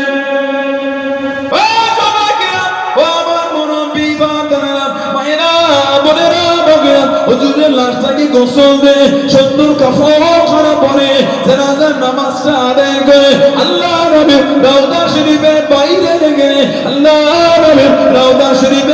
চলে গেলেন, ইয়া রাসূলুল্লাহ হাবিবাল্লাহ আসসালামু আলাইকুম, ইয়া রাসূলুল্লাহ হাবিবাল্লাহ, আল্লাহ পাকের নবী হুজুর বিয়াদি মাফ করুন, গুস্তাখিটা ক্ষমা করুন। হযরত আবু বকর সিদ্দিক রাদিয়াল্লাহু তাআলা আনহু আপনার বাল্য জীবনের সাথী, আপনার হিজরাতের সাথী, আপনার সফর সঙ্গী ইন্তেকাল হয়ে গিয়েছে, উনি ওসিয়ত করে দিয়েছে লাশটাকে গোসল দিয়ে জানাজার নামাজ পড়ে কবর দিতে মানা করলেন, দফন দিতে মানা করলেন।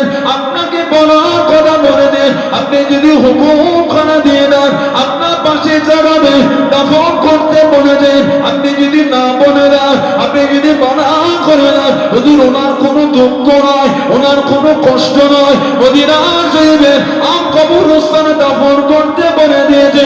ইয়া রাসূলুল্লাহ হাবিবাল্লাহ, ইয়া রাসূলুল্লাহ হাবিবাল্লাহ সাল্লাল্লাহু আলাইহি ওয়াসাল্লাম, তবে আপনার পাশে জায়গা দেয় উনি সবার জন্য আশা করেছে।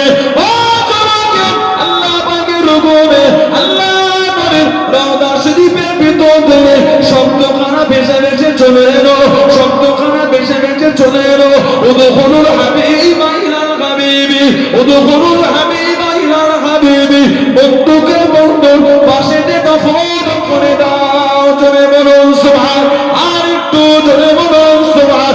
ও জনাকে আল্লাহ নবী পাশে টেনে ঘুমিয়ে গেলেন, এই ইশারাটা নবী জানিয়ে দিন। আল্লাহ নবী একদিকে মদিনার মসজিদে নববী শরীফে দাঁড়িয়ে গেলেন, আল্লাহ নবী ডাক দিয়ে দিন, আল্লাহ নবী ডেকে নিন, ও বাবা আবু বকর রাদিয়াল্লাহু তাআলা আনহু, আমি নবী আমার কাছে আসেন, আমি নবী আমার সামনে আসেন। লাব্বাইক ইয়া রাসূলুল্লাহ, লাব্বাইক ইয়া রাসূলুল্লাহ। আল্লাহ নবী সামনে চলে গেলেন, আল্লাহ নবী কাছে দেখি দাঁড়িয়ে গেলেন, আল্লাহ নবী ওনার হাত খানানে আল্লাহ নবী হাতে নিচে চিপে নিয়ে আল্লাহ নবী ডাক দিয়ে দিলেন, আল্লাহ নবী ডেকে নিলেন, ও বাবা ওমর রাদিয়াল্লাহু তাআলা আনহু, একবার এদিকে আসেন। লাব্বাইক ইয়া রাসূলুল্লাহ, লাব্বাইক ইয়া রাসূলুল্লাহ সাল্লাল্লাহু আলাইহি ওয়াসাল্লাম। আল্লাহ নবী সামনে চলে গেলেন, আল্লাহ নবীর কাছে দাঁড়িয়ে গেলেন, আল্লাহ নবী ওনার হাত কানাবে আল্লাহ নবী হাতের নিচে চিপে নিয়ে দুজনের দুটো হাতে আল্লাহ নবী সাল্লাল্লাহু আলাইহি ওয়াসাল্লাম বুকের কাছে জড়িয়ে নে টুকটুক করে কেটে কেটে চলে যান। আল্লাহ নবী জানিয়ে দেন, ও বাবা সাহাবারা, আমি নবী একদিকে আমার আবু বকর আর একদিকে আমার ওমর রাদিয়াল্লাহু তাআলা আনহু, আমি নবী কাল কিয়ামতের ময়দানে, কাল হাশরের ময়দানে আল্লাহ পাকের সামনে এইভাবে উঠে দাঁড়াবো বাবা, এইভাবে উঠবো বাবা। আমি নবী একদিকে আমার আবু বকর আর একদিকে আমার ওমর, দুজনকে দুদিক থেকে নিয়ে কাল কিয়ামতের ময়দানে, কাল হাশরের ময়দানে আল্লাহ পাকের সামনে এইভাবে উঠে দাঁড়াবো। জোরে বলুন সুবহান, আর একটু জোরে বলুন সুবহান। দেখছো দুজনকে দুদিকে এইভাবে জড়িয়ে নিয়ে আমি রাসূলুল্লাহ কিয়ামতে উঠবো। জোরে বলো, এটা নবী পাকের ইশারা ছিল, এই দুজনকে পাশে করে নিয়েই ঘুমাবো। জোরে বলো, সিদ্দিক আকবর নবীর পাশে, ফারুক আযম নবীর পাশে রাদিয়াল্লাহু তাআলা। জোরে বললেন না, হযরত ওমর রাদিয়াল্লাহু তাআলা আনহু, ও ইসলাম জাহানের দ্বিতীয় খলিফা, এত দবদবা আল্লাহ ওনাকে দিয়েছিলেন, এত জালাল দবদবা। ভূমিকম্প হলে ভূমিকম্প হলে ভূমিকম্প হলে হুজুর জমিন এমন করে ঢুকে বলতেন, এ জমিন আমি ওমর কি তোমার উপর ইনসাফ করিনি, আল্লাহ পাকের হুকুমে থামো, সঙ্গে সঙ্গে ভূমিকম্পটা বন্ধ হয়ে যেত। জোরে বললেন আলহামদুলিল্লাহ। যে জামাটা পড়তেন 16 থেকে 17 জায়গায় খালি তালি দেওয়া সেলাই করা, গোটা পৃথিবীর মুসলিম জাহানের খলিফা, যে রাস্তা দিয়ে হাঁটতেন শয়তান ওই রাস্তায় পা দিত না। চলে বলো, আমাদের নবী বলেছেন, ওমর রাদিয়াল্লাহু তাআলা, আমি নবী আল্লাহর জান্নাতে তোমার থাকার জায়গাটা আমি রাসূলুল্লাহ দেখেছি। সুবহানাল্লাহ। নবী পাকের যত সাহাবা তাদের মধ্যে একটাই সাহাবী হযরত ওমর। নবী পাক কাবা শরীফের গিলাফ ধরে কেঁদে কেঁদে আল্লাহর কাছে ওনার নাম ধরে দোয়া করে আল্লাহর থেকে চেয়ে নিয়ে, আল্লাহ ওমর ইবনুল খাত্তাবকে দিনে ফিরিয়ে দেন। নাম ধরে রাসূলুল্লাহ কাবা শরীফের গিলাফ ধরে চেয়ে নিয়েছেন। জোরে বলুন না সুবহানাল্লাহ। এত আলা দরজা দিয়েছিলেন। মদিনা শরীফের বাইরে লাভা বার হয়েছে, লাভা। জিওগ্রাফিতে আমরা পড়েছেন লাভা, অগ্নিয়গিরি, সমভূমি, মালভূমি, এগুলো জিওগ্রাফি ভূগোলে আমরা পড়ি না করি। লাভা, জমিন থেকে আগুন বার হয়, লাভা লাভা। গত কয়েক বছর আগে অ্যামাজন জঙ্গলে আগুন ধরে গেছিল। কেন জানেন? এই গাছের পাতাগুলি পড়ে পড়ে রোদের তাতে পুরো একদম খড়খড়ে হয়ে থাকে। এই একসাথে অপরের ঘর্ষণে অনেক সময় আগুন ধরে যায়, এত গরম হয়ে যায়, উত্তপ্ত। অ্যামাজন জঙ্গলে আগুন লেগে গিয়েছিল গত কয়েক বছর আগে। পৃথিবীর সব থেকে বেশি অক্সিজেন সরবরাহ হয় অ্যামাজন জঙ্গল থেকে, কম বেশি 70% অক্সিজেন, কম বেশি। মানে আমার জানা মতো হয়তো বেশি হতে পারে, হয়তো সংখ্যায় কম বেশি পার্সেন্টেজ বেশি হতে পারে। আমার জানা মতো 70% আমি এরকম একটা পড়েছিলাম। ভুল হলে কোনো অসুবিধা নাই। কিছু কিছু মানুষ এগুলোকে দিয়ে সমালোচনা করে, যদি আমার ভুল হয় তাই বলে দেয়, ভাইজান এর সংখ্যাটা তো হবে, হয়ে গেল। সহজ করে সহজ হয়ে গেল। আপনি ওই জায়গাটাকে কাটিং করে এটা মজাকের। আমি তো সব জায়গায় বলি, সানাউল্লাহ সিদ্দিকী কোনো ভুল আমাকে ধরিয়ে দেবেন, মানুষ মাত্রই ভুল, আমি তো ভুলের ঊর্ধ্বে নয়। নবীদের ভুল নাই, সুবহানাল্লাহ বলে, নবীদের ভুল নাই। আস্তাগফিরুল্লাহ। আমার নাউজুবিল্লাহ সেই জায়গায় তো আমার নাম তো নবী নয়, সাহাবা নয়, তাবিঈন নয়, আমার তো অনেক পরে, আমাদের অবশ্যই ভুল আছে। নবী বলেছেন ওই মানুষটাই তো উত্তম যে ব্যক্তির ভুল হওয়ার পরও আল্লাহর কাছে তওবা করে নেয়। ওই গুনাহগারই উত্তম যে গুনাহগার গুনাহ করে তওবা করে নেয়। জোরে বলো। এই লাভা বার হয়েছে মদিনা শরীফের বাইরে, ফারুক আজমের কাছে খবর চলে গেল। এই ছিঁড়া ফাটা যে জামাটা পরতেন 17 জায়গায় তালি দেওয়া, ওই জামাটা দিয়ে হুজুর দিয়ে দিলেন, যাও এটা নিয়ে চলে যাও। মদিনা শরীফের বাইরে গিয়ে ওই লাভার কাছে গিয়ে হুজুরের জামাটা ধরেছে, আল্লাহ পাকের হুকুম। জামাটা দেখে লাভা সামনে আসছে না, লাভাটা এবার পিছন দিকে উল্টো দিকে যাচ্ছে। জোরে বলবেন না। মিশর ফতে হয়ে গেল, মিশর ফতে। হাতে আমার ইবনুল আস, মিশরের গভর্নর উমারে ফারুক করেছে, হাতে আমার ইবনুল আস রাদিয়াল্লাহু তাআলা ওনাকে মিশরের গভর্নর করেছে। মিশরের নিয়ম ছিল নীল নদের পানি বন্ধ হয়ে যেত। জাহিলিয়াতের যুগের নিয়ম ছিল একটা মেয়েকে সাজিয়ে ওই নীল নদের মধ্যে রেখে তাকে কতল করত, করে ওই রক্তটা নীল নদের ছিটাতো। ওদের বিশ্বাস ছিল নীল নদের পানি তারপরে প্রবাহিত হবে। এই তো কদিন আগে দেখলাম ইউপিতে ভাই বোনকে বলি দিয়ে দিয়েছে। এখনো মানুষ এত জঘন্যের মধ্যে ডুবে আছে, ভাবতে অবাক লাগে। সবসময় ইসলামকে নিয়ে ক্রিটিসাইজ করো, কি হচ্ছে তোমাদের এগুলি? ইসলামকে নিয়ে ক্রিটিসাইজ করো না। আমরা আল্লাহর বিধানে চলি, দুনিয়ার কারোর বিধানে চলি না। আমরা দুনিয়ার কারো তৈরির বিধানে চলি না, আমরা ওয়াদানিয়াতের বিধানে চলি, আল্লাহর বিধানে চলি। আল্লাহ আমাদের সাথে ওয়াদা করে নিয়েছে, ইন্না দীনা ইনদাল্লাহিল ইসলাম। আমি আল্লাহ আমার তরফ থেকে একটাই মাত্র দিন, ধর্ম, মনোনীত ধর্ম, ওটা হলো ইসলাম। জোরে বলে, আর একটু জোরে বলা গেল না? আমরা ওই বিধানে চলি। আমরা বলে আমি অন্যের ধর্মকে ক্রিটিসাইজ করি না, এটা আমার ইসলাম আমাকে শেখাতে নেই। অন্যের দেব দেবী, অন্যের ধর্ম, অন্যের দেব দেবীকে গালি দিও না। ভুলবশত সেও তোমার আল্লাহকে গালি দেবে, এটা আমার ইসলামের শিক্ষা। এটা আমি আমার ইসলামকে নিয়েই ব্যস্ত, আমি আপনার ধর্মকে ব্যস্ত নয়। আপনার কাছে আমার জানার ইচ্ছা, আপনি আমার ধর্মকে ব্যস্ত কেন? ঠিক না ভুল বলছি? আমাদের ওয়াকফ সম্পত্তি আপনার লোভ হচ্ছে কেন? সানাউল্লাহ সিদ্দিকীর আইফোন আছে, আমার ওই ভাইটার আইফোন আছে, আমার ওই ভাইটার আইফোন আছে, এই ভাইটার অমুক আছে, এই ভাইটার। আপনার কষ্ট হয়। আমরা চুরি করতে নিয়ে নেই, আমরা ব্যবসা করেছি, রক্ত পানি করেছি, আমার ভাই বোনের মাঠে খেটেছি, চাষ করেছি, আল্লাহ দুটো পয়সা দিতে দামি ফোন, দামি গাড়ি কিনেছে।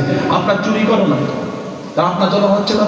আপনার না থাকলে আপনিও ব্যবসা করেন, আপনিও খাটেন, আপনারও হবে। আমাদের পূর্বপুরুষ,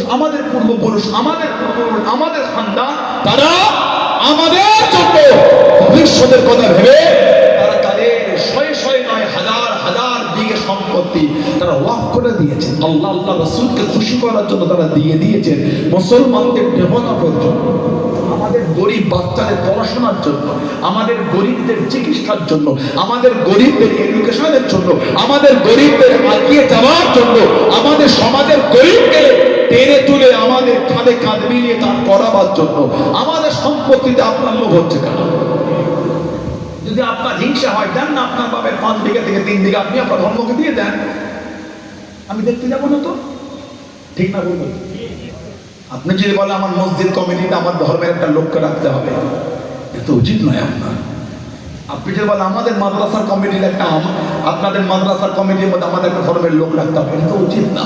আপনি যদি বলেন আপনাদের খানকার কমিটির মধ্যে আমাদের ধর্মের লোক রাখতে, এটা তো উচিত না।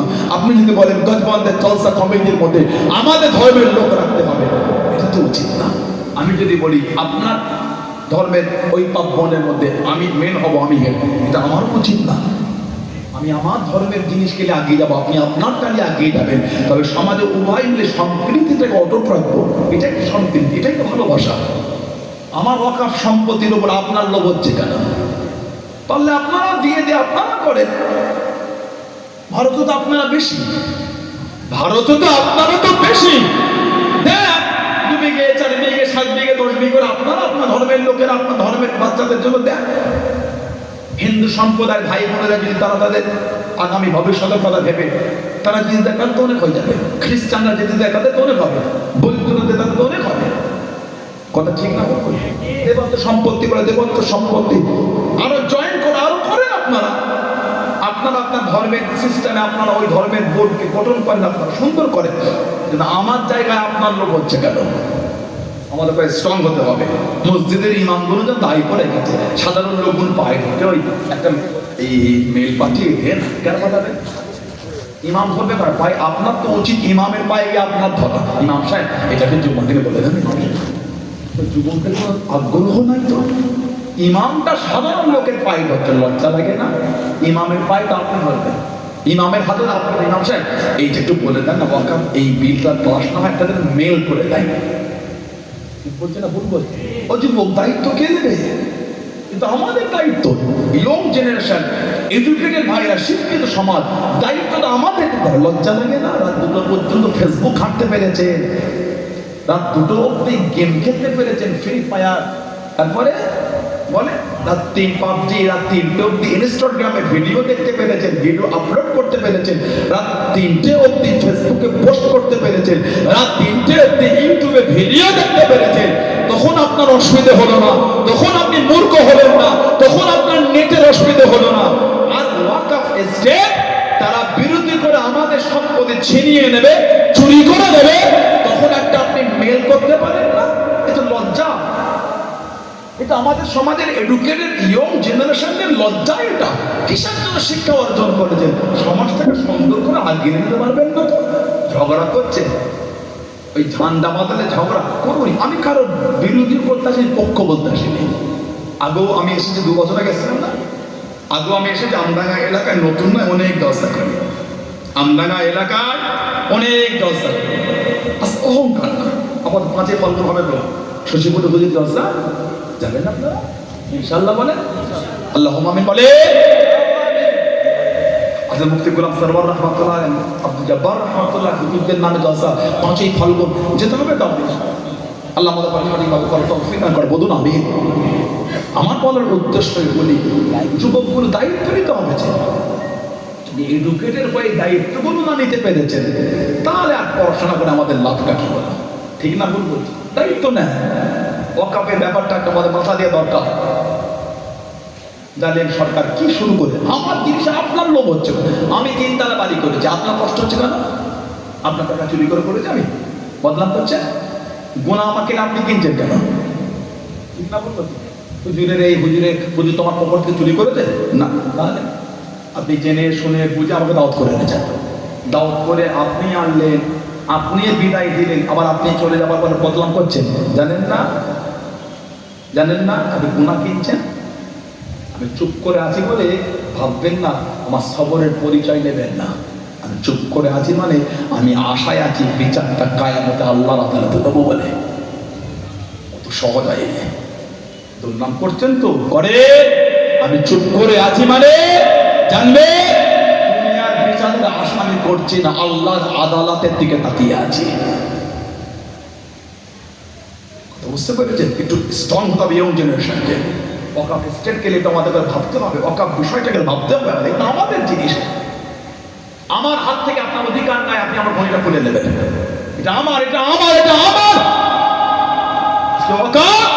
এই ঠিক আমার হাত থেকে জোর করে ঘড়িটা ছিনিয়ে নেবার মতো খুলে নিল।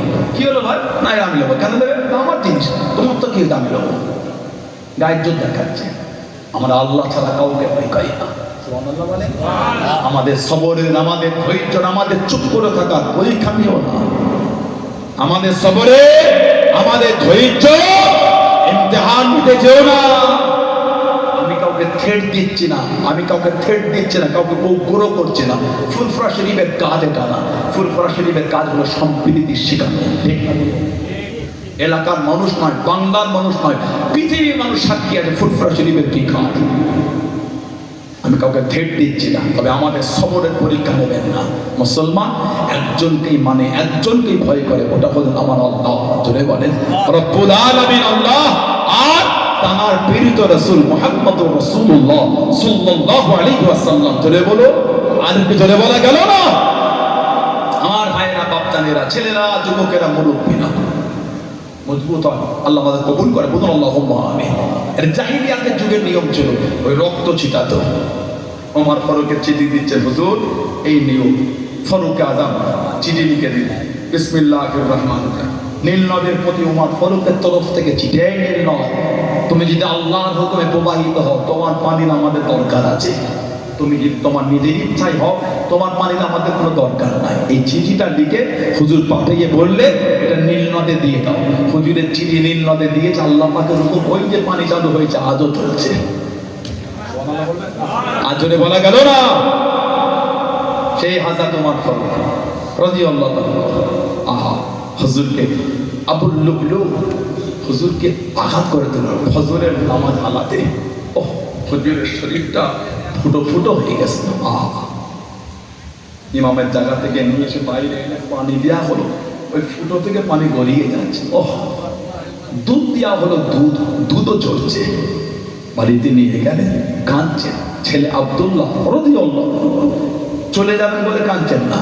আব্দুল্লাহকে ডেকে, আব্দুল্লাহ রাদিয়াল্লাহু, একটু হযরত আয়েশা সিদ্দিকা রাদিয়াল্লাহু আনহার কাছে একটু যাও, আমার তরফ থেকে একটু সালাম দেবে, আর ওনাকে বলবে আমি খুব অসুস্থ, আমি খুব অসুস্থ। আর একটু ওনাকে বলবে আমি ওমার একটু আশা করেছি নবীর পাশের জায়গাটা একটু শোয়ানি। হযরত আয়েশাকে গিয়ে বলবে আমি একটু আশা করেছি আল্লাহর নবীর কাছে একটু আমি ঘুমাবো। হযরত আয়েশা যদি না বলে দেয় আমার কোনো দুঃখ নাই, একটু ওনাকে বলবে নবীর কাছে জায়গাটা শুতে আমি একটু আশা করেছি। যদি বলবেন, যদি বলা গেল না? হযরত আব্দুল্লাহ বার হয়ে গেলেন। ও যুবক, ও আমার মুরব্বি বাবা, হযরত আব্দুল্লাহ রাদিয়াল্লাহু তাআলা আনহু হযরত মা আয়েশা রাদিয়াল্লাহু তাআলা আনহার কাছে চলে গেলেন, সালাম খানা জানিয়ে দেন, আমি ওমর ফারুকের আওলাদ আব্দুল্লাহ রাদিয়াল্লাহু তাআলা আনহু, আব্বা জান পাঠিয়ে দেন, আব্বা জান আপনাকে সালাম খানা দিয়ে দেন।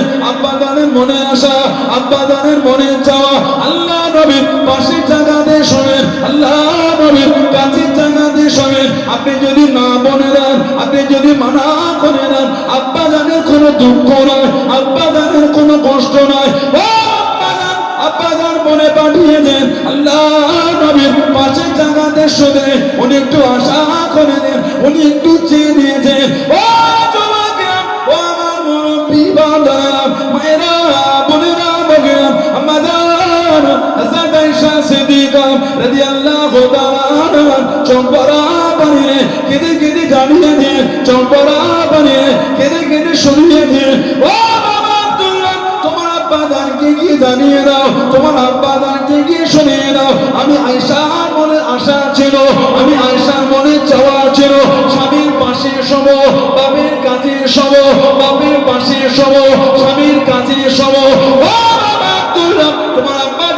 কি জানিয়ে নাও, আমি আয়েশা সমান, আমি আয়েশা সমান, আমি আয়েশা ওই জায়গা খারাপ তোমার আব্বা জানকে দিয়ে দিলাম। জোরে বলুন সুবহান, আর একটু জোরে বলুন সুবহান। আমার একটু আশা ছিল স্বামীর কাছে শোবো, স্বামী আমার নবী, বাপের পাশে শোবো বাপ আবু বকর সিদ্দিক। তবে তোমার আব্বা যখন এত ভালোবেসে আমার কাছে আশা করে পাঠিয়েছে, নবীর পাশের জায়গাটা আমি ঘুমাবার থেকে তোমার আব্বার ঘুমানোটাকে প্রাধান্যটাকে বেশি দিয়েছি। আমি আর শোবো না, ওই জায়গাটা আমি তোমার আব্বাকেই দিয়ে দিলাম। জোরে বলো। ফারুকে আযমের যখন কবরটা খোঁড়া হচ্ছে, জান্নাতের মধ্যে জান্নাত, নবী বলে মা বাইনা বাইতি ওয়া মিম্বারি রাউদাতুম মির রিয়াদিল জান্নাহ। আমি নবী, আমার ঘর আর আমার মিম্বার, এই জায়গাটা হলো আল্লাহ পাকের জান্নাতের বাগান সমূহের মধ্যে একটা বাগান। চলে বলো। হুজুরে যখন কবরটা খুঁড়ছে নবী পাকের পাশে হযরত আব্দুল্লাহ ইবনে আব্বাস রাদিয়াল্লাহু আনহু উনি দাঁড়িয়ে দাঁড়িয়ে দেখছে, হঠাৎ করে কাঁধে একটা হাত এসে গেল, পিছন থেকে ঘুরে দেখছে হযরত আলী রাদিয়াল্লাহু আনহু ঝরঝর করে চোখ থেকে পানি পড়ছে, কাঁদছেন আর বলছেন ইবনে আব্বাস, আমি জানতাম আল্লাহর নবীর পাশে এই জায়গাটায় উমর ফারুক ছাড়া অন্য কেউ শুতে পারবে না। এটা আমি আলী আগে থেকে জানতাম, নবীর ইশারা ছিল। জোরে বলো, জোরে বলা গেল না? সেই সাহাবাদের দিকে দেখে, তাদের জীবনটা কেমন কেটেছে, তাদের মানাটা কেমন ছিল, তাদের ভালোবাসাটা কেমন ছিল। আল্লাহ আমাদের কবুল করেন, আল্লাহ আমাদের করে সেই পথে সেই রাস্তা আরোহী করেন। সকলে বলুন আমিন, জোরে বলেন আল্লাহুম্মা আমিন। আল্লাহ আমাদের সকলকে শুনে এবং বলে বেশি বেশি আল্লাহ আমল করার তৌফিক দান করে। বলুন আল্লাহুম্মা আমিন। একটু দরুদ শরীফ আল্লাহুম্মা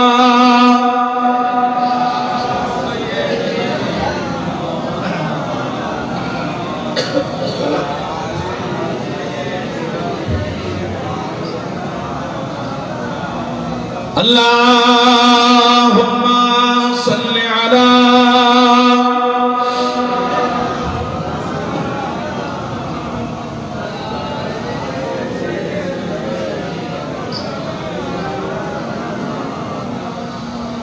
हरवा की तस्वुर में मदीने की गली हो,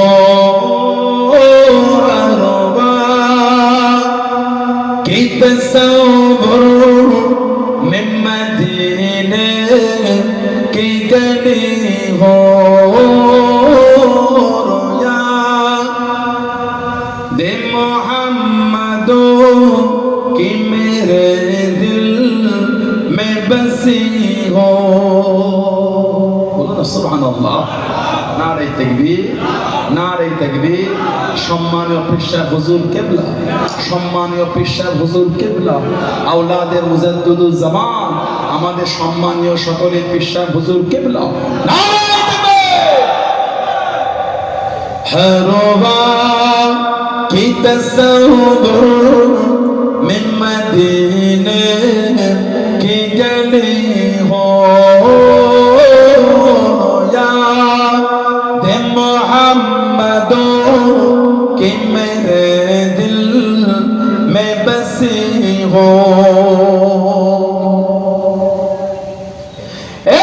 काश में बन जाऊं ओ मदीने का मुसाफिर, काश में बन जाऊं ओ मदीने का मुसाफिर, फिर रोती हुई तैबा बारात चली हो, फिर रोती हुई तैबा बारात चली हो, हरवा की तस्वुर में मदीने की गली हो, या दे मोहम्मदों की मेरे दिल में बसी हो। काश मदीने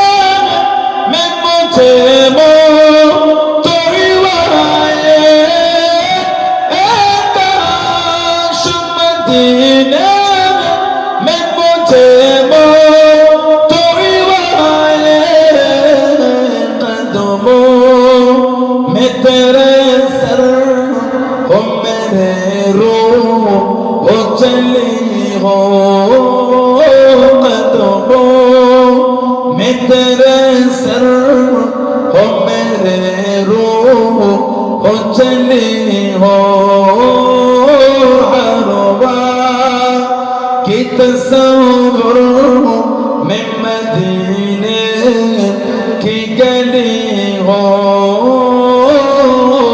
याद मोहम्मदो की मेरे दिल में बसी हो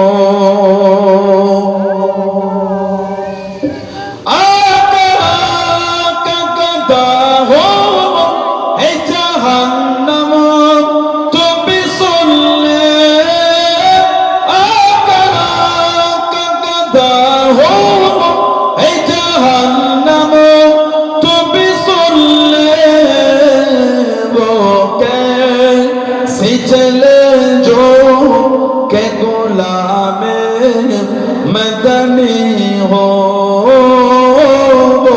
कैसे चले जो के गुलाम मदनी हो हरवा की तस्वीर में मदीने की गली हो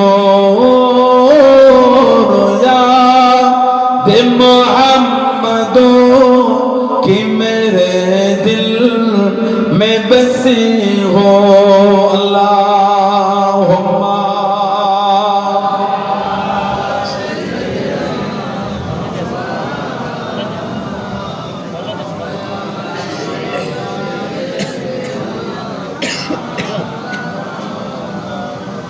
আমার ভাইরা বাপদানেরা ছেলেরা যুবকেরা মুরব্বীরা মায়েরা মেয়েরা বোনেরা মহিলা ভালো ভালো শরীয়তের মধ্যে আসেন মরণকে ভয় করে মরণ আমার আপনার হবেই হবে কবরে আপনাকে আমাকে যেতে হবেই হবে পালাবার কোনো রাস্তা নাই গজবান এলাকার 16 আনার কবরস্থানে গিয়ে দেখেন সব মুরব্বীগুলো কাতারে কাতারে ঘুমাচ্ছে আহা একদিন আমরাও কিন্তু তাদের মতনই ঘুমাবো কথা ঠিক বলছি না ভুল বলছি বলে কিছু কিছু কবরের কাছে গিয়ে দেখবে কবরের বাঁশগুলি ভেঙে ভেঙে ঢুকে গেছে আহা পানি হলে একটু বেড়ে গিয়ে দেখবে কবরের নিচেই পানি জমে আছে ও একদিন আমাদের মধ্যেও অনেকের কবরের বাঁশ ভেঙে ঢুকে যাবে পানি হলে একদিন আমাদের কবরের নিচেও পানি জমবে ভয় হয় না ভয় ও যুবক ভয় এলো না ভয়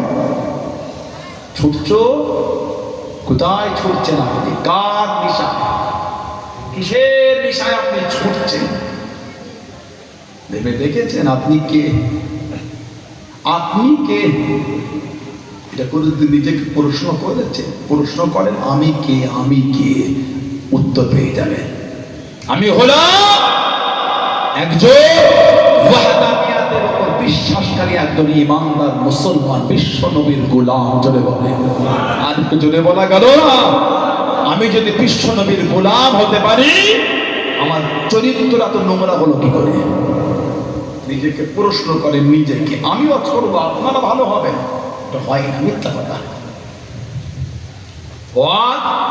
শুনলে মানুষ হেদায়েত হয় না হেদায়েতের রাস্তা পেয়ে যায় হেদায়েত হতে গেলে নিজেকে ওই রাস্তায় চলতে হয় কোরআন শরীফ গলায় বেঁধে ঝুললেও পরিবর্তন হবে না যদি কোরআন শরীফের পরিকৃত মানতে না পেরেছে কিন্তু বুঝতে পেরেছেন না পারেন হেদায়েত আল্লাহর কাছে চাইতে হয় আল্লাহ আমাকে ভালো করে দেন আল্লাহ আমি অন্যায় করবো না আল্লাহ কেন শয়তানে ধোঁকায় করে বারবার ভুল করে ফেলি আল্লাহ আমাকে শয়তান থেকে দূরে সরিয়ে দাও না আল্লাহ একটু কেঁদে দেখেন ভালো হয়ে যাবেন একটু কেঁদে দেখেন আপনি সেজদায় করে কাঁদেন উঠবেন না পরেই থেকে 10টা মিনিট সেজদায় নফল 2 রাকাত নামাজের নিয়ত করে গভীর রাতে সেজদায় করে কাঁদেন পাগলের মতো হাউ হাউ করে কাঁদেন পাগল হয়ে যান পাগল আপনি মনে করেন যে জাহান্নামটা আমি দেখতে পাচ্ছি এক্ষুনি আল্লাহ দিয়ে দেবে আল্লাহ এই সেজদাটার খালি সুযোগ দিয়েছে বান্দা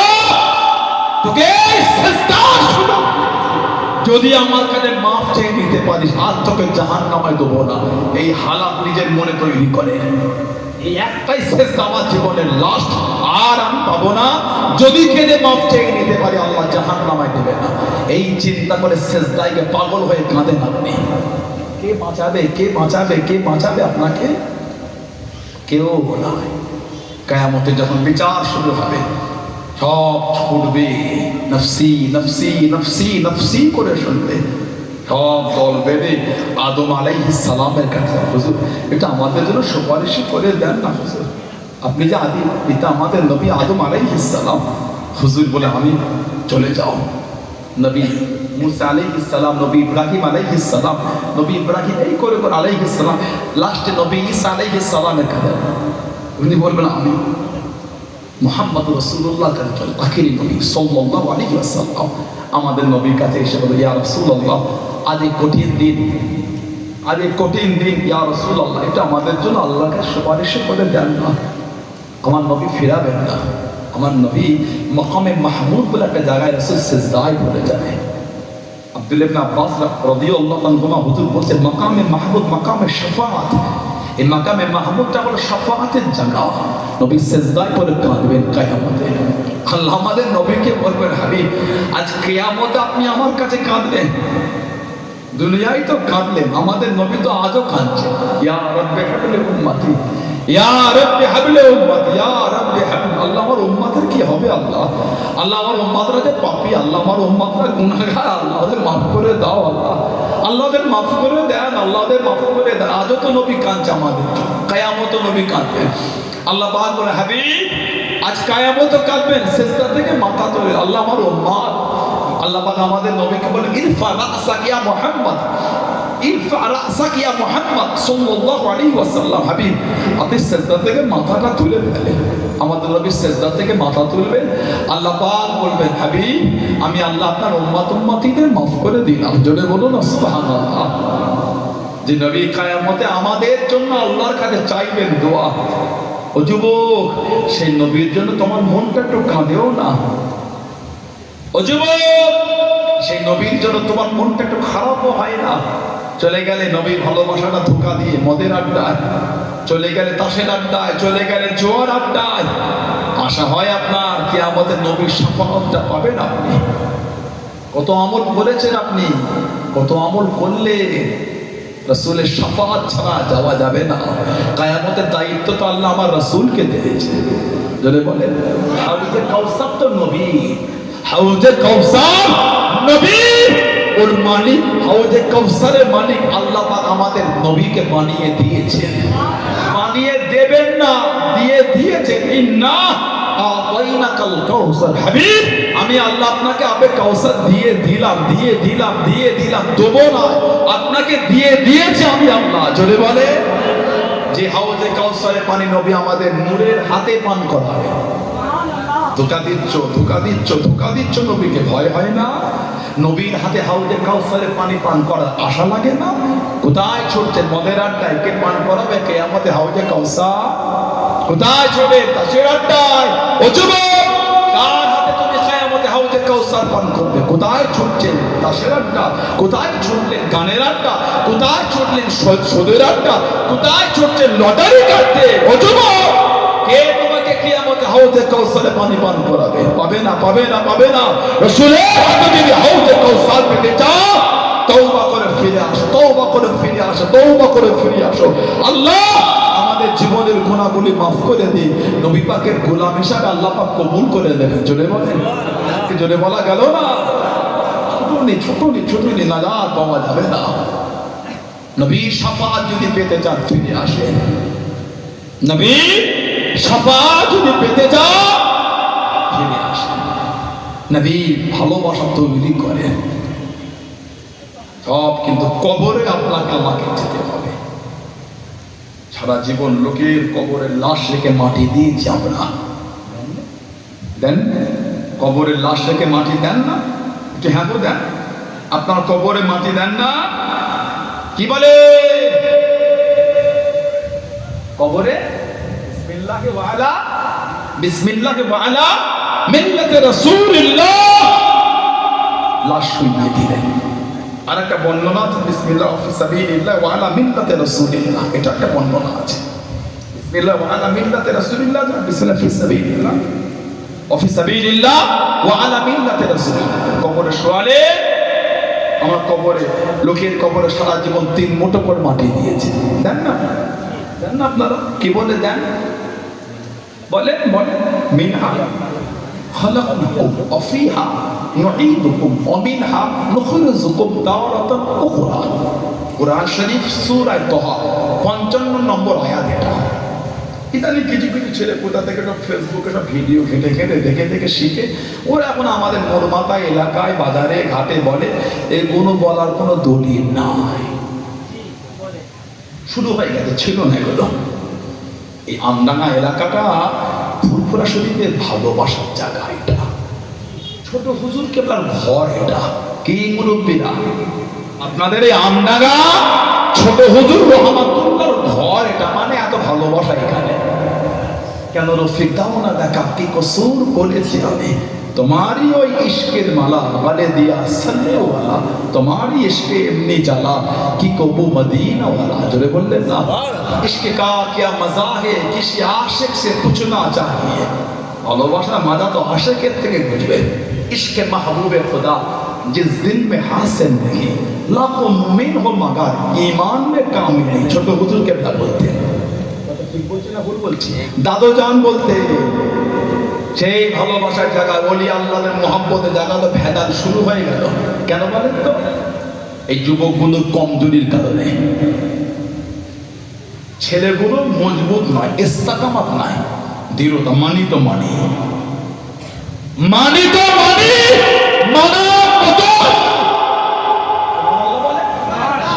মানি তো মানি, মানার মতন এই মজবুতি মানে। সানাউল্লাহ সিদ্দিকীর ভুল হলে দূরে চলে যান, অমুক সিদ্দিকীর ভুল হলে দূরে চলে যান, অমুক সিদ্দিকীর ভুল হলে দূরে চলে যান। আমাদের জন্য দাদা হুজুর ছেড়ে দেবে? কথা বলেন না কেন? আমাদের জন্য 5 হুজুর ছেড়ে দেবে? আমাদের এই 2-4টে ভাইয়ের জন্য আব্বাদার দাদাদার মুরব্বী হুজুর ছেড়ে দেবে? কি বলে? বাদাম মাশাআল্লাহ। আমাদের জানাব মাওলানা আমজাদ শেখ রহমাতুল্লাহ আলাইহি, আমার আওলা, আমার এই ভাই, ছোট ভাই সরদার হোসেন এসেছে আপনাদের আলোচনা করবেন। আমাদের মাসারি ছাত্র আমার ভাই আলোচনা করবেন। আমি এটা বলি আমি বিদায় নেবো। ভাই এসেছেন, একটা বিষয় শুনলাম তো, এই ভালোবাসার জায়গায় ইস্তেকামাত নেই। যার তার ভিডিও দেখে লাজবেন না। আপনি ফেসবুকে অন্যের ভিডিও আপনি দেখবেন কেন? কে ওটা? যার ভিডিও দ্বারা রাসূলের সাথে বিয়াদবি হচ্ছে, ওলিদের সাথে বিয়াদবি, তার ভিডিওটা আপনার ফোনে আসলো কি করে? সেভ করে রেখেছে, লোড করে রেখেছে। ঠিক বলছে না ভুল? তাহলে আপনি দুশমন, আপনিও দুশমন। না দুশমনের গুস্তাকে রাসূলের ভিডিও আপনার ফোনে ঢুকলো কি করে? ওলিদের দুশমনের ভিডিও আপনার ফোনে এলো কি করে? খবরদার। কবরে কেউ যদি বলে বিসমিল্লাহ বলে মাটি দেবো, তাই না? আমি ঝগড়া করবো না। দলিল থাকা নাই থাক, ওটা দিয়ে খুশি তাই না। আপনি আমাকে বলার অধিকার রাখলেন কি মিনহা খালাকনাকুম বলে দেওয়া যাবে না? কিতাব আছে ইমাম আহমদ ইবনে হাম্বল রাহমাতুল্লাহ লিখেছেন মুসনাদ আহমদ ইবনে হাম্বল, কিতাব মুস্তাদরাক হাকিম, কিতাব সুনানুল কুবরা লিল বাইহাকি। আমাদের নবী বলেন, আমাদের নবী পাকের সামনে এসেছে আন আবি উমামা রাদিয়াল্লাহু তাআলা, আবি উমামা থেকে এসেছে আন্না রাসূল আপনি বলেন লাম্মা উদিয়া উম্মে কুলসুম ইবনাতি রাসূলিল্লাহ সাল্লাল্লাহু আলাইহি ওয়াসাল্লাম ফিল কবর। নবী পাকের মেয়ে হযরত উম্মে কুলসুম রাদিয়াল্লাহু তাআলা তাকে কবরে রাখা হলো দাফনের জন্য। قال رسول الله صلى الله عليه وسلم আমাদের নবী বলেছেন মিনহা খালাকনাকুম ওয়া ফিহা নুঈদুকুম ওয়া মিনহা নুখরিজুকুম তারাতান উখরা। নবী পাক নিজের মেয়ের কবর নবী পাক মাটি দিয়েছিলেন এই আয়াতটা বলে। জোরে বলুন। আর একটা riwayat বলে আমি বিদায় নেব।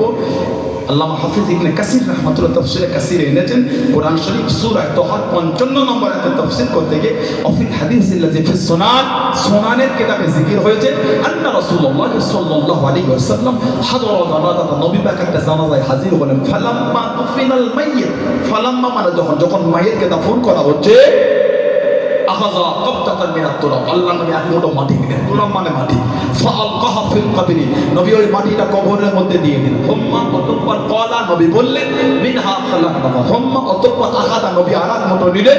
ওয়া ক্বালা, আমাদের নবী আবারও বললেন ওফিহা নুঈদুকুম হুম্মা অতঃপর আহাদা উখরা নবী পাক আরেক মুঠো নিলেন ওয়াকালা নবী বললেন ওয়া মিনহা নুখরিজুকুম তারাতান উখরা এই তিন মুঠো মাটি সূরা তাহা 55 নম্বর আয়াতকে নবী পাক তিন পাঠে করে কবরে দিয়েছেন জোরে বলুন নেই বলবেন না বিসমিল্লাহ বলে দিয়ে খুশি তাই না দলিল আছে না আছে পরের কথা আপনি অধিকার না কিনে কি বলেন বলছেন নেই এটা তার ভিডিও দেখবেন আল্লাহ আমাদের কবুল করেন আল্লাহ আমাদের শুনে করেন বেশি বেশি আল্লাহ আমলে তৌফিক দান বলে দেখছি আল্লাহ আমলে তৌফিক দান করে বলুন আল্লাহুম্মা আমিন আর একটা কথা বলবো সব একটা করে গোল জামা করে নেবেন কলার করবেন না গোল বলা এই গোল করা এই ঘুন্টি করবেন এই ঘুন্টি আর এই নেট করবেন এই নেট নিসফুসা জামার ঝুলটা এই হাঁটু আর পায়ের গিটের মধ্যিখানে হবে নিসফুসা জামার কলার করবেন না ঘুন্টি করবেন নেট করবেন জুম্মায় যাচ্ছেন বক্তের নামাজ যাচ্ছেন জলসা মাহফিলে বসে ফুটফারসে দিকে যান বলি আল্লাহর দরবারে যান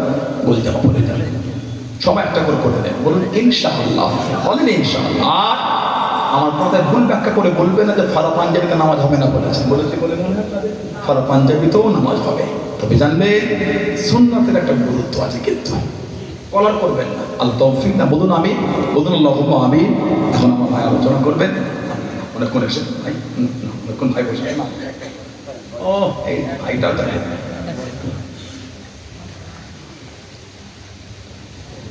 ইয়া রাসূলুল্লাহ ইয়া হাবিবাল্লাহ ইয়া রাসূলুল্লাহ ইয়া হাবিবাল্লাহ মুহাম্মদ ইবনে আবদুল্লাহ মুহাম্মদ ইবনে আবদুল্লাহ মুহাম্মদ ইবনে আবদুল্লাহ মুহাম্মদ ইবনে আবদুল্লাহ ইয়া রাসূলুল্লাহ ইয়া রাসূলুল্লাহ ইয়া হাবিবাল্লাহ ইয়া রাসূলুল্লাহ ইয়া হাবিবাল্লাহ মুহাম্মদ ইবনে আবদুল্লাহ মুহাম্মদ ইবনে আবদুল্লাহ মুহাম্মদ ইবনে আবদুল্লাহ মুহাম্মদ ইবনে আবদুল্লাহ ইয়া রাসূলুল্লাহ মুহাম্মদ ইবনে আবদুল্লাহ ইয়া কারি কিতাবিল্লাহ মুহাম্মদ ইবনে আবদুল্লাহ ইয়া কারি কিতাবিল্লাহ আলাইকা কুরবাতুল খবরা তুজাহিদ ফি সাবিলিল্লাহ আলাইকা কুরবাতুল খবরা তুজাহিদ ফি সাবিলিল্লাহ ইয়া রাসূলুল্লাহ ইয়া রাসূলুল্লাহ ইয়া হাবিবাল্লাহ ইয়া রাসূলুল্লাহ ইয়া হাবিবাল্লাহ মুহাম্মদ ইবনে আবদুল্লাহ মুহাম্মদ ইবনে আবদুল্লাহ মুহাম্মদ ইবনে আবদুল্লাহ মুহাম্মদ ইবনে আবদুল্লাহ ইয়া রাসূলুল্লাহ আমাকে সালাম দেন ওয়ালাইকুম আসসালাম ওয়া রাহমাতুল্লাহি ওয়া বারাকাতুহু যারা দাঁড়িয়ে আছেন বসেন বসতে হয় 10